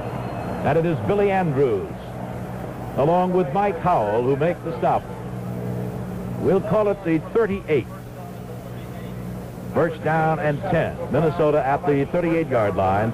5 minutes and 49 seconds of playing time remaining here, as the Minnesota Vikings head for the National Football League championship here against the Cleveland Browns. First and 10 at the 38. Cap has Washington wide. He gives the ball off to Osborne, and Osborne fights his way up for some yardage. Gets up to around the 43, and tempers get a little high. It is Ron Snyder who makes the stop on him, and they'll mark the ball somewhere in the neighborhood of the 44-yard line, right at the 44. Gain of 6 on the play, second down and 4. Nelson along the sidelines, warming up that arm of his, that hand which bothered him a little bit. Fine quarterback who has the respect and the admiration of his entire teammates, as does Joe Cap of the Minnesota Vikings. It is second and 4 for Minnesota. They are at their own 44-yard line. Henderson to the left. The ball given off to Osborne again. And Osborne fights his way to about the 47. It will be a little short of the first down. Gregory is the man who made the tackle. The big one, the one the pros have been pointing toward since September, is on CBS Sports schedule next Sunday. It's the Super Bowl, of course, with the champions of both leagues going at it for all the marbles. You'll want to hear it all on CBS Radio. We're going to get time out on the field with the score. Minnesota 27, Cleveland 7. Once upon a time, there was a polite car named Marvin. Honk, honk, how'd you do? My name is Marvin. All summer long, Marvin behaved like a perfect gentleman. To work, please, Marvin. Anything you say, sir. But when winter came, he was a changed automobile, afraid of being driven out into the cold. I won't go, I won't. Sometimes he didn't start. And when he did run, he coughed, sputtered, and protested. Protest. Then one day, Marvin's owner saw a billboard with something really worthwhile to say. STP gas treatment. You'll feel the difference. STP gasoline treatment helps ensure fast winter start. Baroom! STP gas treatment goes to work cleaning your car's engine as you drive. Rub-a-dub-dub. STP gas treatment gives your Marvin real winter go power. Go, go, go! So if you want your car to mind its manners this winter, remember. STP gasoline treatment, Marvin? Don't mind if I do, sir. Have your service station add STP gas treatment to your tank. You'll feel the difference with the very first can. Osborne takes the handoff, gets the first down to the 49-yard line. Dale Lindsey makes the stop on him there along with Walt Johnson. And the Minnesota Vikings, keeping control of the action, have it first and 10 at their own 49. 3 minutes and 53 seconds of playing time remaining, and the clock continues to run. First down at 10, Minnesota, at their own 49. Cap has Washington wide to the left and Henderson wide to the right this time. Takes his time, lets the clock run, gives the ball off to keeps it himself, rather, on a good fake, rolls out to the left, and he's got some yardage, and finally goes out of bounds on the far side around the 31-yard line, and Mike Howell forces him out of bounds there, and a fine fake by Joe Kapp that time, Ray, to pick up another first down to keep it moving to the 32. Well, what an exhibition Joe Kapp is giving these 47,900 partisan Minnesota Viking fans here this afternoon. Running, passing, ball handling, execution. He has put it all together here and is on his way toward the National Football League Championship. And Kapp has led them to 208 yards on the ground. First down and 10. Minnesota at the Cleveland 32-yard line. Henderson is to the left, Washington to the right. Here's the ball handed off to Osborne again. Osborne following his blockers beautifully. Gets the ball down to about the 27.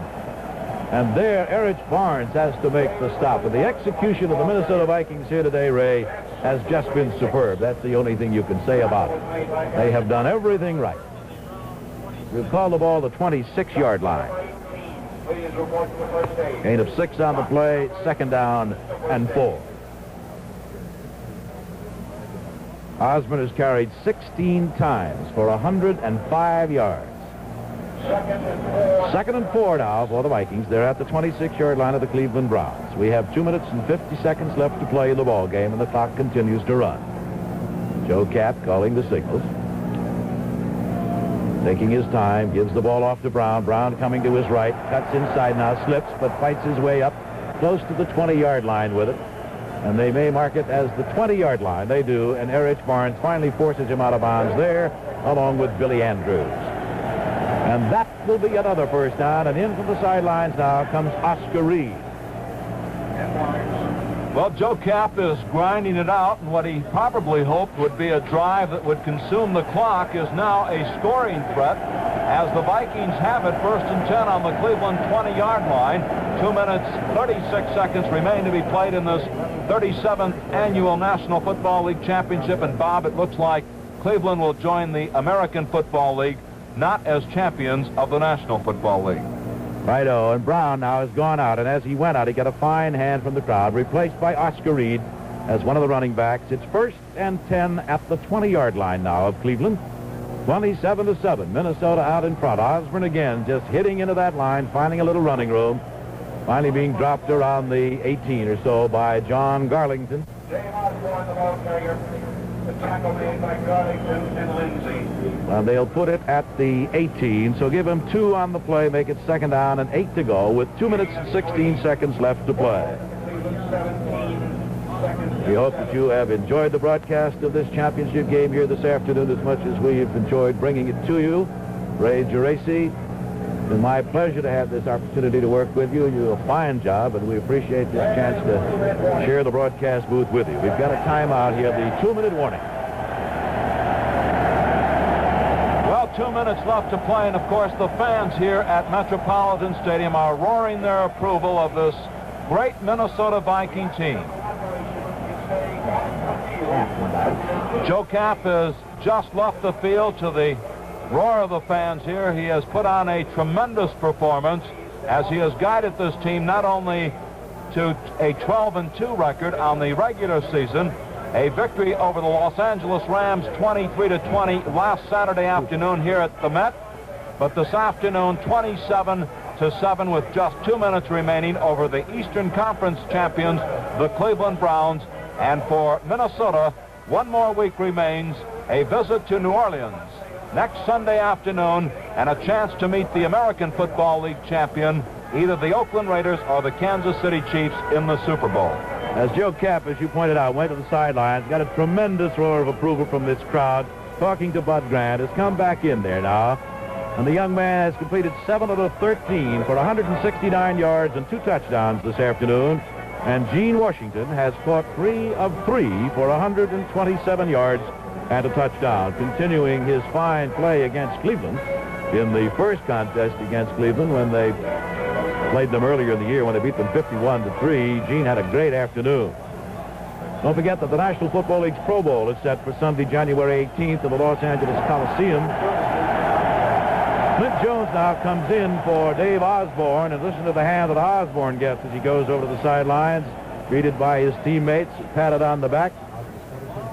17 carries for 107 yards for Osborne, who goes out of there replaced by Clint Jones. 2nd and 8 now is the play situation for Minnesota. They are at the 18 of the Cleveland Browns as the fans start to move out. The draw play to Jones. Jones gets some running room and fights his way close to the 12-yard line with it. And now the crowd starts to gather around the sidelines here. Remember that the Minnesota Vikings have won divisional titles twice, but this will be their first National Football League championship. And these Viking fans are anxious to go out there and get a hold of their football team as soon as this is over. 1:52 left. Now, the public address announcer and so forth has asked that the people keep off the field, but they're going to have a little problem, Ray, in that respect. Quite a problem, I should imagine. These fans, as cold as they are, still have lots of spirit. Inside and out, I might add. There's one youngster doing a war dance down on the 25-yard line right now as thousands of fans are swarming out of the stands and are lining the field here. They're waiting for their heroes, the Minnesota Vikings, for this game to conclude. It is first down and goal to go for Minnesota, who leads 27-7. They are at the 7-yard line, and Cap asks for quiet. Oscar Reed and Clint Jones, but it is Cap himself who keeps the football, fights his way down to about the 2-yard line with it, straight up the middle. Mike Howell is the first man to meet him, along with Garlington. And these fans are going to have a ball before this thing is over, Ray. With 1:37 to go, they are out on the field up around the 50-yard line. What a gritty performance, really, Joe Cap is giving. Here we are with just seconds left to play in the football game. The Vikings threatening to score once again, and Cap is carrying the football close to that goal line. The referee has called for time now, and he will not, I'm sure, let play continue until the fans get off the playing field. From the 50-yard line down, they are out on that field, and I'm sure that he will not allow play to continue until they get off of there. They're a happy bunch, of course, as well they should be. They have waited for this moment throughout the course of the entire season as their Minnesota Vikings have moved through the regular campaign and into this game. Here come the Blue Coats now, the Minnesota Police Force from Bloomington, Minnesota, coming out, and they will make sure that people get back and off the field. But on the far side, Ray, as we all can see, they're still out there, and it's going to be a problem. 1:22 left to go, and as Bob has said, the white-helmeted police department of Minneapolis, perhaps even St. Paul out here, because this is a tremendous crowd, some 47,900. The clock is now moving, 1:15 to go as Minnesota goes into a huddle back at the 10-yard line. Now they break, and here once again is Bob Reynolds. 2nd down and goal to go. The ball is at the 3-yard line. Joe Cap underneath has Oscar Reed and Clint Jones as his setbacks. They are strong left on the weak side. It is Jones with the ball, trying to fight his way forward, and he picks up maybe a yard down to the 2, and the clock shows 53 seconds. It is Ron Snydow who's there to meet him, number 88, along with Walt Johnson. And we just noticed across the way that Bud Grant, the excellent coach of the Minnesota Vikings, has allowed himself perhaps as much emotion as he has all season long. We saw him smile, Ray. Minnesota here would like to score, but they will not stop the clock in order to get another score. There's 29 seconds to go, and the clock is moving. Minnesota still in a huddle. Oh, and of course, Bud Grant doesn't need the touchdown, and he and Blanton Collier are great friends. Matter of fact, Blanton was his coach at one time at the Great Lakes Naval Training Station, if I recall correctly. And the gun goes off, and that is it. That's the end of the ball game, and the Minnesota Vikings have won the National Football League championship with a 27-7 victory over the Cleveland Browns, and we'll be back with a wrap-up in just a moment. This is a sound of science at work for highway safety. It's the sound of a test clock timing the interval between the crash of a car and the crash of an occupant against the interior of the car. Here at an experimental test station, the Federal Highway Administration is proving that if car occupants wear at least a lap belt during a crash, his chances of survival with minimal injuries are much better than if he wore no belt at all. I can't figure out why drivers won't wear belts. Cross-chest and lap belts in combination should be worn whenever you drive. The law requires new cars to have them, but only you and your passengers can put them on. Seat belt testing, a sound of science at work to increase your chances for survival on the road. For the Department of Transportation's National Highway Safety Bureau, it's part of the job, a very important part. Back here at Metropolitan Stadium in Bloomington, Minnesota, where the Minnesota Vikings have won the National Football League championship over the Cleveland Browns 27-7. And down on the field, they are completely gone berserk, now trying to tear the goalpost down, and that's going to be a little difficult in as much as they're made of steel. And the Minnesota Vikings trying to get off the field into one piece into their dressing room. Cleveland managed 14 first downs today, most of them in the second half, and 101 yards, that's all, rushing. Bill Nelson passed 33 times, completed only 17 for 177 yards. And on the other hand, the Vikings picked up 232 yards on the ground, and led by Joe Kapp, who completed 7 out of 13 for 169 and 2 touchdowns. They just completely dominated the action here in this big one today. Would you say, Ray, that that's about it? Yes, Bob, I think that the Cleveland Browns, despite the fact that this, of course, had all the importance of any game that you could ever want to play in, were caught a little bit flat here this afternoon. The Minnesota Vikings, from the opening gun, were intent on winning this football game, winning the National Football League championship, and proceeding on to the Super Bowl, and they played like champions here this afternoon. One of the most difficult things, of course, in the world to do in a game as important as this one, or almost in any game, is to play catch-up with a team like the Minnesota Vikings, who like to jump out in front, and they certainly did that here today. They led 14-0 at the end of the first period. They scored the first 2 times, as a matter of fact, that they got the football, going 70 yards in 8 plays, and Kapp himself scoring, which almost set the pattern, Ray, of the afternoon, because his first touchdown was a broken play in which he went to hand off to Osborne, and they bumped into each other, and so Kapp just had to turn around, and he fought his way 7 yards into the end zone. And from that point on, early in the ball game, things just got worse for the Cleveland Browns, because everything that the Vikings did, they did right, and the Browns simply couldn't do anything right. That's right, Bob. The pattern was established early, as it was a week ago for Cleveland in their game against Dallas, when they got a break early in the game and scored the first touchdown. And here, as Bob said, a busted play, a 7-yard run by Kapp, resulted in a 7-0 lead. Then a tremendous pass play from Kapp to Washington for 75 yards. Another touchdown was 14-0, became 17-0 on a Cox field goal from the 30, and then it became 24-0 at halftime on a 20-yard run by Osborne, Bob, who incidentally had a fantastic afternoon. He sure did. 12 carries for 88 yards and 208 total yards. They're still working on the goalpost down there, Ray.